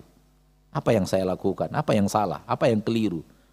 Apa yang harus kita lakukan? Baru kemudian berbicara, sehingga berbicara dengan sifat yang sempurna, lelaki yang memiliki jiwa yang sempurna, orang yang akan berpikir dengan pikiran jernih, layak untuk berhadapan dengan masalah. Wallahu ta'ala alam. Jadi, ma'asyiral muslimin, rahimani wa rahimakumullah, kekurangan pasangan kita itu sudah wajib terjadi. Bersabar. Kelebihan pasangan kita itu pun ada, karena dia manusia syukuri. Dan ketika yang terjadi adalah kekurangannya, perintah Nabi, ingat kelebihannya. Ingat kelebihannya. Di dalam hadis yang sahih Nabi SAW mengatakan, la yafraku mu'minun mu'minah. Tak mungkin seorang lelaki mukmin itu membenci totaliti wanita mukminah, tidak mungkin. Fa in kariha minha khuluqan radiha minha ukhra. Kalau ada yang dia tidak sukai dari sifatnya, pasti ada yang dia sukai dari sifatnya. Kalau ada sifat yang tidak dia sukai, pasti ada yang dia sukai. Maknanya apa? Kalau terjadi yang sedang tidak disukai, ingat yang disukai. Mirip ketika orang sakit. Ketika Anda sakit, perintah para ulama adalah ingat masa-masa sehat. Sehingga Anda bersyukur dengan masa sehat Anda, sabar dengan adanya sakit yang sekarang ini. Siapapun pasangan kita, pasti ada kelebihan-kelebihannya. Pasti ada kekurangannya. Ketika yang sedang terjadi adalah kekurangan, ingat kelebihan-kelebihannya. Semoga Allah tabaraka wa ta'ala menjadikan rumah tangga kita rumah tangga yang diinginkan Allah, rumah tangga yang diinginkan Rasul kita tercinta Muhammad sallallahu alaihi wasallam, dan menuju ke arah itu. Sekali lagi, mustahil punya rumah tangga di zaman kita sekarang ini rumah tangga tanpa masalah. Inti dari rumah tangga yang baik adalah suami yang selalu menghambakan diri kepada Allah di rumahnya, istri yang selalu menghambakan diri kepada Allah di rumahnya, rumah diisi dengan ketaatan, dijauhkan dari maksiat. Karena Allah berjanji wanita laki-laki yang beriman beramal saleh, Allah akan berikan kepadanya hidup yang nyaman, hidup yang tentram, hidup yang bahagia. Itu yang paling utama terjadi di rumah tangga. Kalau rumah tangga diisi dengan ketaatan, ketaatan suami, ketaatan istri, saling mendukung, rumah tangga itu akan nyaman, tentram dan bahagia. Dan kalau diisi dengan maksiat, maka rumah tangga itu akan hancur dan tidak ada yang namanya problematika rumah tangga kecuali karena maksiat. Maka jauhi.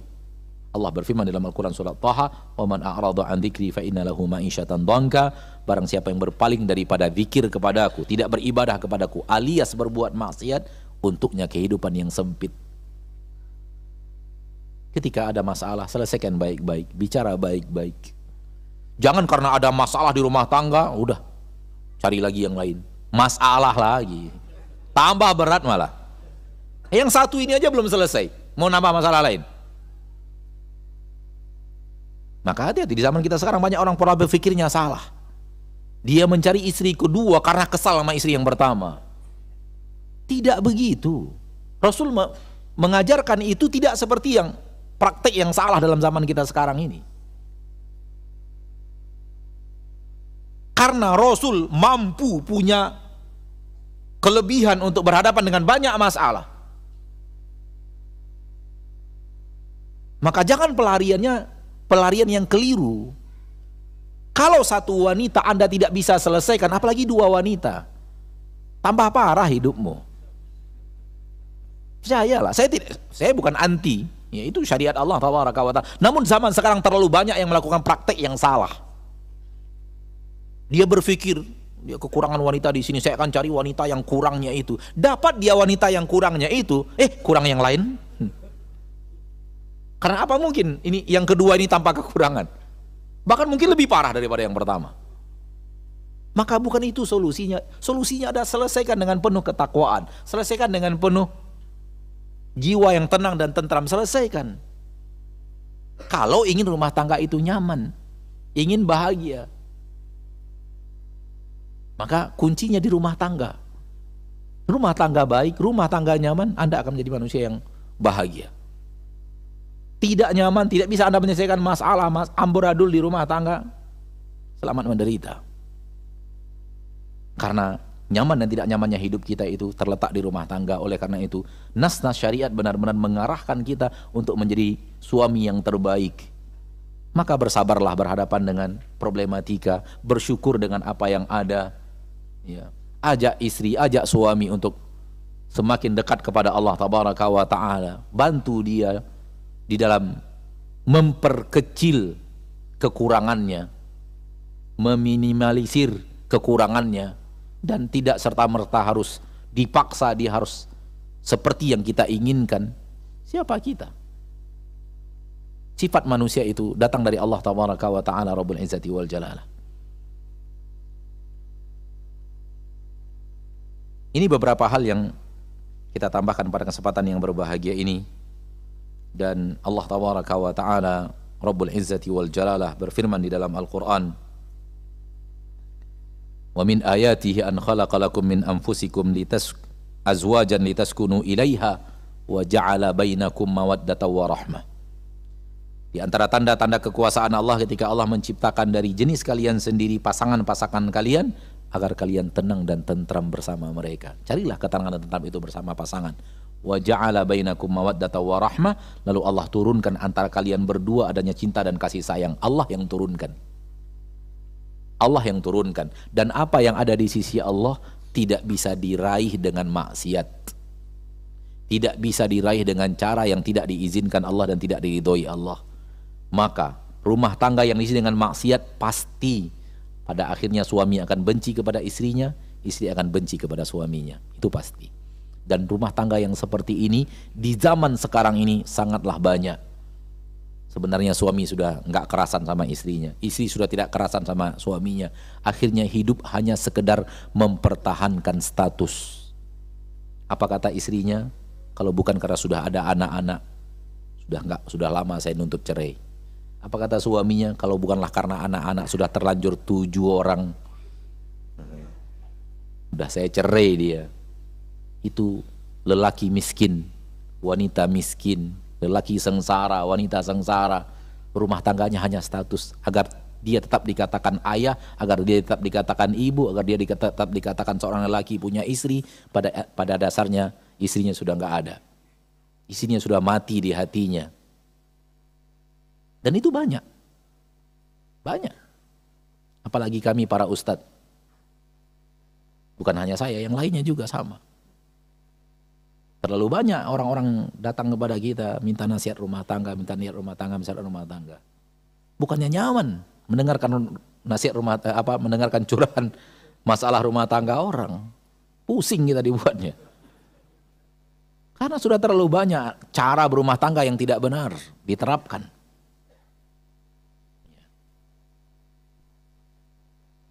Wallahu ta'ala, semoga bermanfaat apa yang bisa kita sampaikan pada kesempatan yang berbahagia ini. Dan masih ada waktu untuk tanya jawab? Ya, silahkan.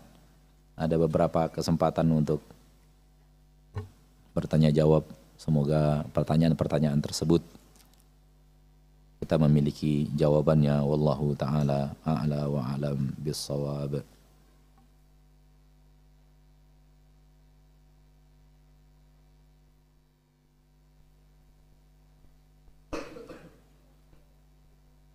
Ada satu yang kita ingin menyampaikannya dan kita catat namun lupa kita sampaikan. Hadis riwayat Imam Tirmidzi. Rasulullah SAW mengatakan, "Lau kuntu amiran ahadan an yasjuda li ahadin la amartu al-mar'ata an tasjuda li zawjiha." Sekiranya aku akan memerintahkan seseorang untuk sujud kepada seseorang, niscaya aku akan perintahkan seorang istri untuk sujud kepada suaminya. Dan hadis Nabi SAW tentang wanita apabila sudah sholat 5 waktu dan puasa Ramadan dan menjaga kesuciannya dan taat kepada suaminya, maka akan dikatakan kepadanya, masuklah engkau ke dalam surga dari pintu manapun yang kau inginkan. Hadis-hadis ini memberikan ganjaran-ganjaran besar dan amalan-amalan besar untuk wanita dan mendapatkan ganjaran besar. Ketika dimotivasi mendapatkan ganjaran besar itu karena wanita susah menjalankannya.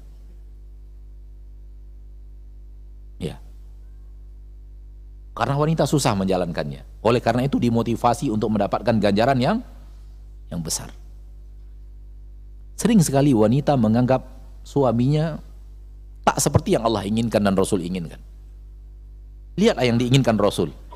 Sekiranya boleh seorang manusia disuruh sujud kepada manusia, yang akan diperintahkan itu istri kepada suami. Saking besarnya hak suami dari seorang istri. Saking harus si istri benar-benar memuliakan suaminya. Dan orang-orang zaman sekarang, apalagi orang-orang yang tidak beriman atau mengikuti pola-pola barat, dia hanya menyuruh menjadikan suami itu hanya partner hidup. Ya, bukan sekedar partner hidup. Bahkan Allah meletakkan suami lebih dari ayah dan ibu bagi seorang istri. Apakah seorang anak rela untuk marah-marah kepada ayah ibunya? Gampang untuk emosi kepada ayah ibunya? Tentu tidak. Sekiranya benar-benar hadir hadis ini dalam hatinya, dia akan lebih payah lagi untuk marah kepada suaminya. Kenapa?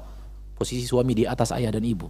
Sekiranya seorang disuruh sujud, tidak anak kepada orang tua, tapi istri kepada suami. Istri harus berusaha sekuat tenaga menghadirkan hadis ini, karena memposisikan suami di atas orang tua sangat sedikit istri yang bisa. Rata-rata istri yang salihah itu dia suaminya baru ayah dan ibunya. Seharusnya tidak begitu. Dia ayah ibunya baru suaminya. Itu yang benar. Kemuliaan bagi dia setelah dia ayah ibu dulu. Setelah ayah ibu di atasnya ada, ini dia hadisnya. Suami di atas ayah dan ibu bagi seorang istri. Dan ini nggak gampang menciptakan yang seperti ini, karena rata-rata dia suaminya baru ayah ibunya, dan tidak jarang dia ayah ibunya suami di bawahnya. Itu tidak jarang juga terjadi, sehingga gampang saja seolah-olah suami itu lebih rendah dari dirinya. Ada juga wanita-wanita yang seperti itu, naudzubillah min dzalik. Dan inilah ayat-ayat Allah dan hadis-hadis Rasulullah SAW mengajarkan yang benar bagaimana. Rasulullah SAW bersabda, perhatikan bagaimana engkau melayani suamimu, karena suamimu bagimu adalah neraka atau surgamu. Surga atau neraka, bagaimana engkau berhadapan dengan suamimu, kata Nabi SAW. Tidak gampang. Maka kalau baik berhadapan dengan suami mulia dan suami ridho, surga Allah tabaraka wa ta'ala. Kenapa disuruh seperti itu? Karena sulitnya sifat itu untuk ditanamkan. Karena sulit maka diberikan motivasi. Ketika motivasinya besar, itu pertanda rumit. Namun bukan mustahil. Kalau kita berupaya dengan minta pertolongan kepada Allah, minta taufik kepada Allah, nggak ada yang mustahil dalam agama Allah. Kita tidak pernah disuruh oleh Allah untuk melakukan hal yang mustahil. Tapi berat iya, harus penuh mujahadah iya, harus berusaha, berlatih iya, tapi mustahil enggak. Wallahu ta'ala.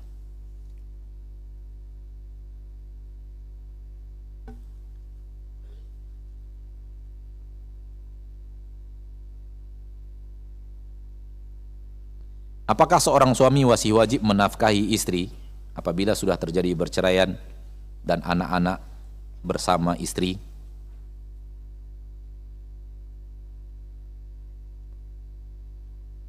Nafkah anak pasti wajib atas orang tuanya yang laki-laki, ayahnya. Dia wajib memberikan nafkah kepada anaknya. Adapun uang kepada istrinya adalah biaya merawat anak-anaknya. Adalah bukan istrinya lagi, berarti jandanya, mantan istrinya. Toh mantan istri itu merawat anak-anak kita. Apakah free, gratis gitu ngerawat anak-anak kita gitu? Maka kalau toh pun ada biaya yang dikirimnya kepada mantan istrinya, biaya merawat anak-anaknya. Karena bukan nafkah sebagai suami istri, nggak ada lagi. Suami udah nggak ada, itu bukan istri saya, ini bukan suami saya. Tetapi ketika seseorang merawat anak-anak Anda, tidakkah Anda harus memberikan sesuatu kepadanya? Sekarang anak tidak dirawat oleh ibunya sendiri, yaitu dia adalah istrimu yang telah Anda ceraikan. Anak dirawat oleh orang lain, Anda bayar nggak orang lain untuk merawat anak Anda? Lalu kenapa tidak diberikan harta kepada mantan istri yang anak-anak kita dirawat oleh dirinya? Begini cara berpandang yang benar. Ya. Bahkan ketika anak-anak kita itu masih di susuan, itu berikan nafkah karena dia telah menyusui anak kita. Ya, ada di dalam Al-Quran. Di dalam Al-Quran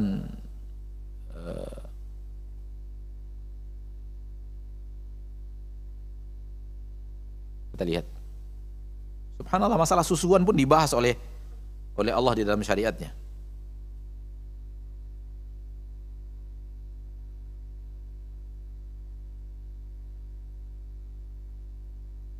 Kalau tidak salah dalam surat At-Talaq.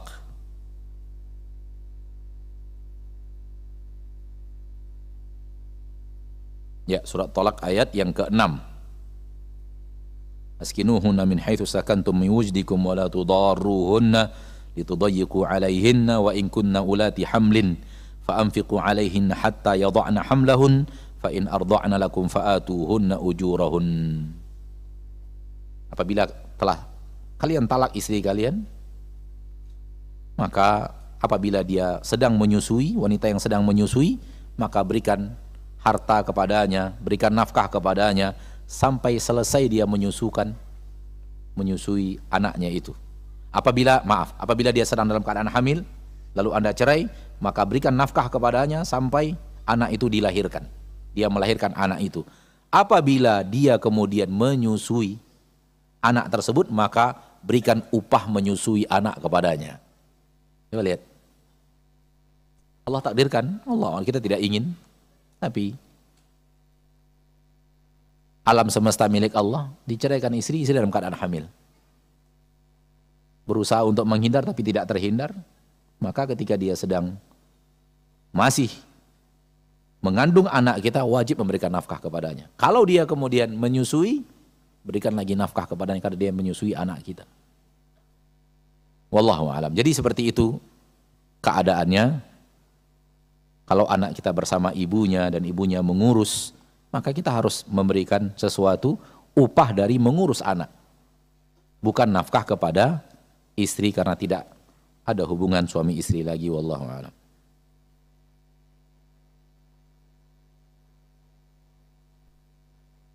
Ustadz, bagaimana kalau ada istri yang ngeyel, keras kepala kalau dinasihati suami? Antum nggak dengar ceramah dari tadi? Ceramah dari tadi isinya itu. Antum mana mau ingin anak ulang lagi dari awal sampai akhir gitu? Subhanallah ya.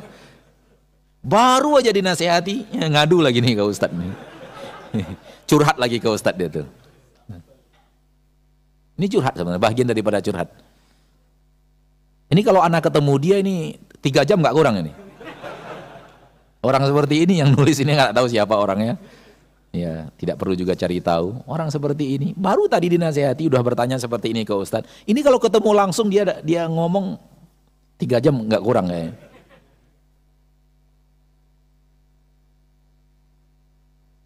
Allah sudah takdirkan dia menjadi istri Anda.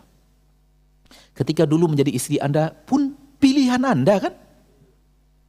Ada apa sekarang Ustadz diberat-beratkan gara-gara pilihan sendiri? Gitu? Ada apa? Itu pilihan dirimu. Anda ridho dengannya ketika Anda menikahinya. Artinya siap dengan kekurangannya. Itu yang Anda katakan tadi.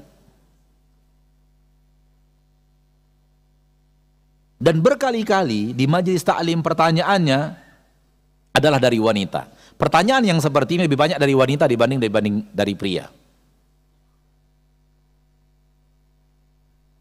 Kadang datang kepada kita, Ustadz suami saya begini, lalu dia menceritakan kekurangan suaminya, suami saya begini, suami saya begini, suami saya begini. Jawaban saya, itu kan pilihan ibu dulu waktu menikah. Ya sabar dengan pilihan sendiri. Gitu.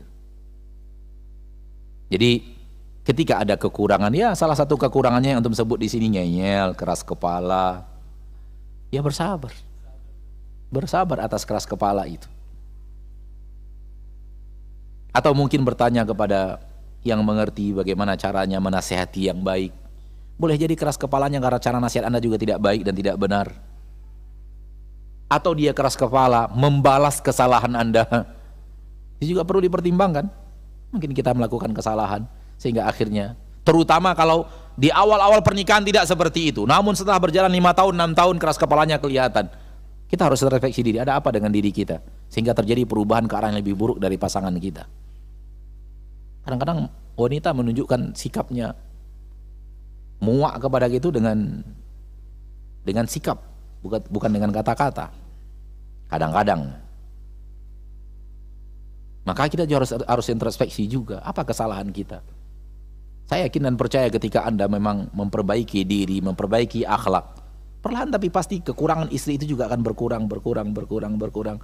Lambat laun dan semakin lama semakin bisa berhadapan dengan kekurangan itu. Jangan kekurangan itu makin lama makin bertambah, jangan. Itu tanda Anda cara berumah tangganya tidak benar. Ketika dia bertambah lagi, berarti tidak benar cara. Seharusnya berkurang. Wallahu a'lam.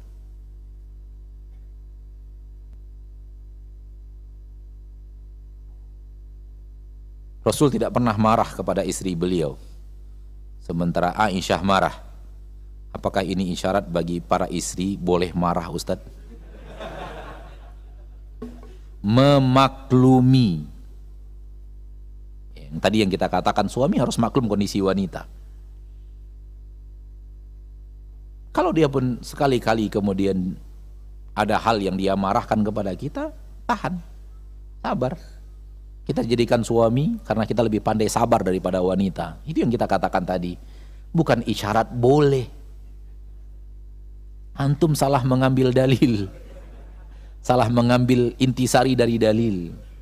Adapun marah-marah tadi berlaku kepadanya hadis Nabi, lihat bagaimana engkau dengan suamimu, karena suamimu itu adalah nerakamu atau surgamu. Ini yang benar. Ketika dia berusaha bermuamalah terbaik, muasyarah zaujiyah yang terbaik, dia akan semakin dekat dengan surga Allah. Ketika dia tidak pandai, menyia-nyiakan, bahkan merendahkan, melecehkan dan semacamnya, akan berbuah neraka dan murka Allah tabaraka wa ta'ala Rabbul Izzati wal Jalalah. Maka berhati-hati ya. Itu dikatakan Rasul kepada seorang wanita bernama Asma binti Umais ya. Lihat bagaimana suamimu, bagaimana perilakumu atau pelayananmu kepada suamimu, karena suamimu itu adalah nerakamu atau surgamu. Jadi tidak main-main ini, tidak masalah biasa, surga atau neraka. Bagus seorang wanita berhadapan dengan suaminya, melayani suaminya, berbakti kepada suaminya, surga Allah semakin dekat dengan dirinya. Dan berlaku sebaliknya.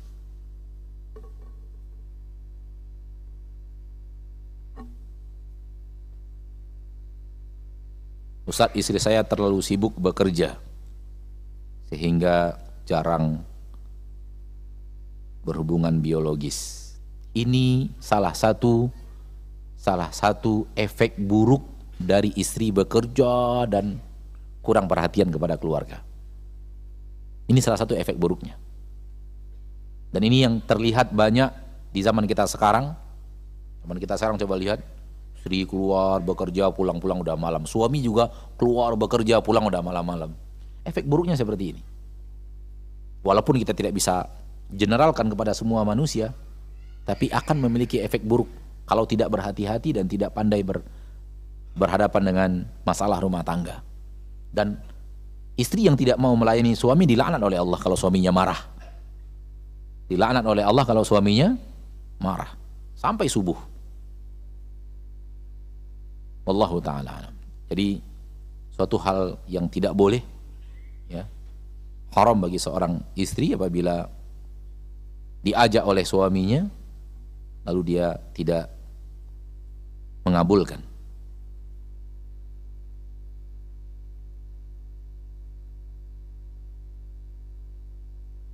Nasihat Ustadz untuk seorang suami yang belum berani meninggalkan pekerjaan yang haram dengan alasan bagaimana kehidupan keluarganya nanti. Jangan suudzon kepada Allah. Jawaban ana, jangan suudzon kepada Allah. Allah menyuruh Anda meninggalkan yang haram bukan untuk menyengsarakan Anda, tapi justru sebaliknya. Allah menyuruh Anda meninggalkan yang haram untuk membuat diri Anda bahagia, tenang, tentram, dan jauh dari malapetaka. Banyak orang berpikir pikiran duniawi yang dimasuki oleh hawa nafsu dan syaitan. kalau saya tinggalkan pekerjaan ini, dia sudah tahu haram, saya tinggalkan, lalu bagaimana nanti saya menafkahi keluarga saya dan semacamnya. Apakah Allah menyuruh Anda meninggalkan yang haram untuk membuat Anda sengsara? Allah menyuruh Nabi Ibrahim meninggalkan istrinya dan anaknya di negeri yang tak ada tanaman, tak ada air, tak ada manusia, hewan pun nggak mau hidup di situ.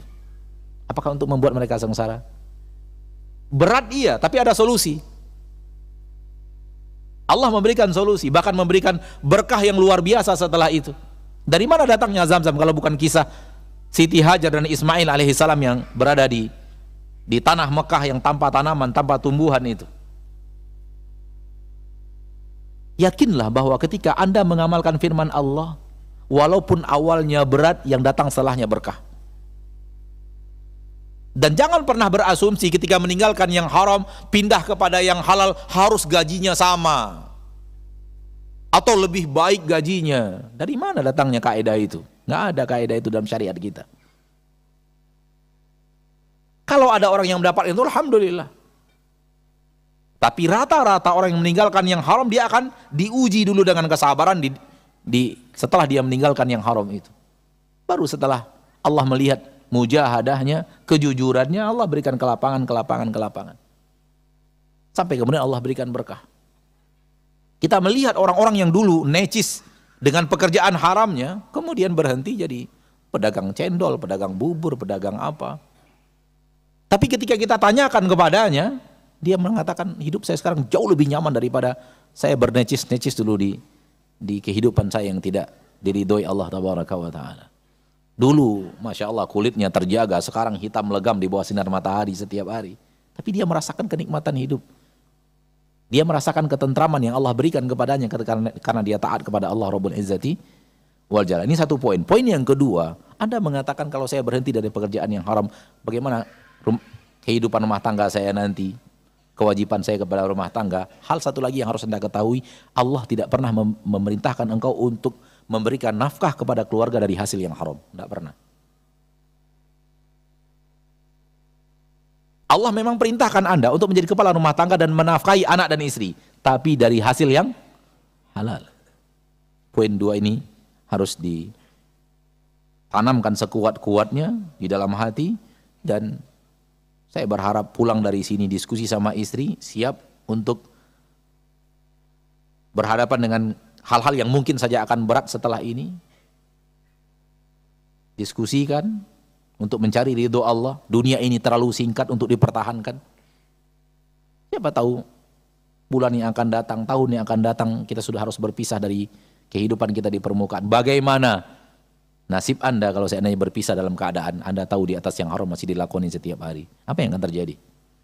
Maka berfikirlah dengan jernih untuk akhirat.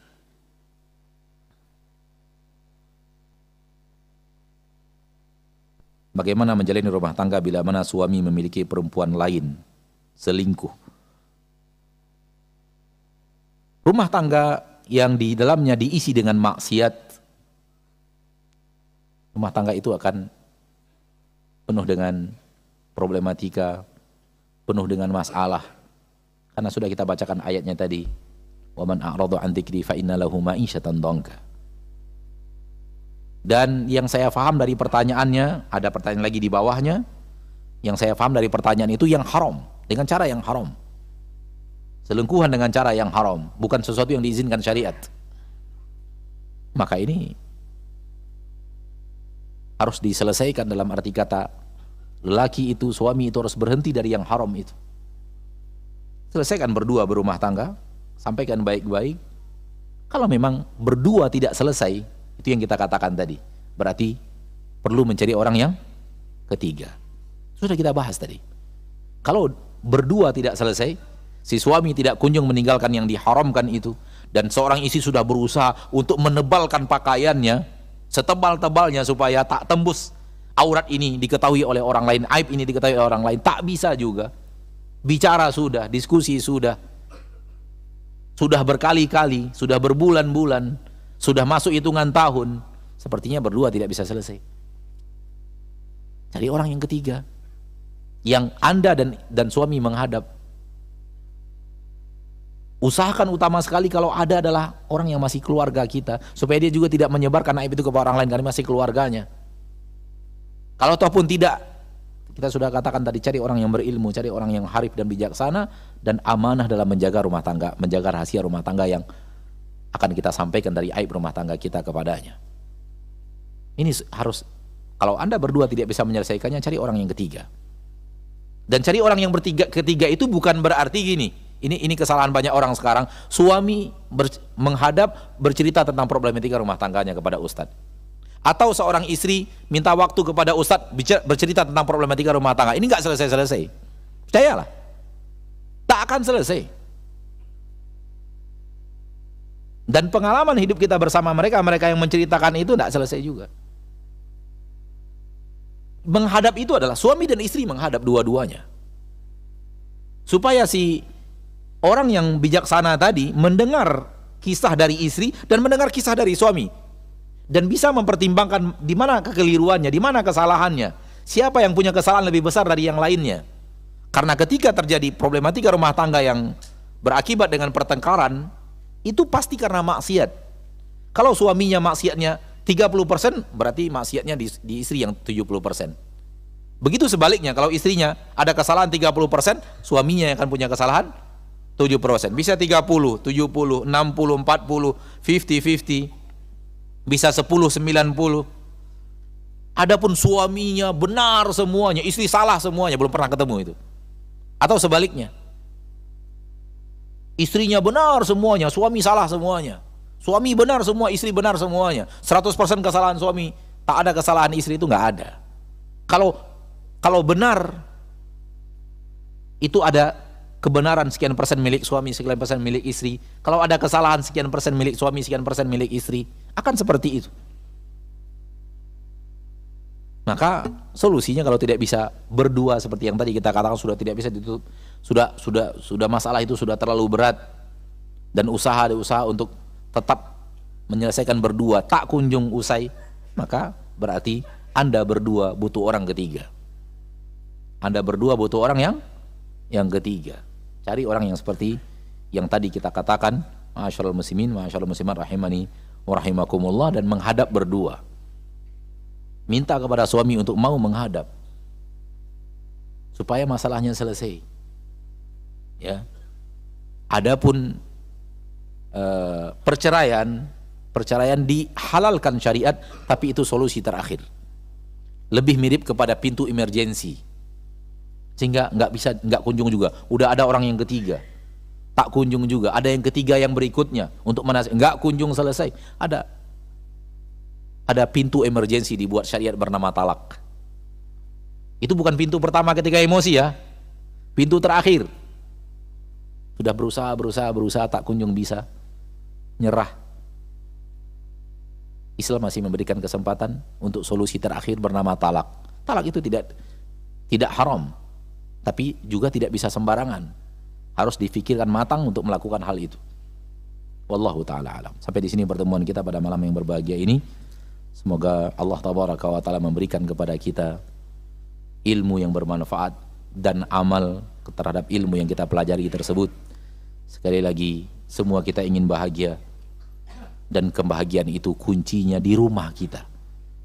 Setelah kita tutup pintu, masuk rumah tutup pintu, ada rumah kita, ada ruang keluarga, ada kamar anak-anak, disitulah kebahagiaan itu bermula. Di situ bahagia, hidup kita nyaman dan aman, tentram, bahagia. Dan jangan sekali-kali berpikir kebahagiaan diberikan orang lain, bukan dari keluarga yang kecil ini, dari rumah kita sendiri. Maka wujudkanlah ridho Allah di rumah itu, jauhkan rumah itu dari maksiat-maksiat kepada Allah. Yakinlah Allah akan mengirimkan ketenangan dan ketentraman, mengirimkan cinta dan kasih sayang yang Allah janjikan di dalam Al-Quran surat Ar-Rum ayat 21 tadi. Itaskunu ilaiha wa ja'ala bainakum mawaddatan wa rahmah. Semoga Allah wafatkan kita semua di atas husnul khatimah. Semoga Allah jadikan kita orang-orang yang piawai berhadapan dengan rumah tangga kita sendiri, dan semoga Allah jauhkan kita dari problematika besar, dan semoga Allah tabaraka wa ta'ala maafkan kita di saat kita dihisab. Subhanakallahumma bihamdika asyhadu an la ilaha illa anta astaghfiruka wa atubu ilaik. Alhamdulillahirabbil alamin. Wassalamualaikum warahmatullahi wabarakatuh.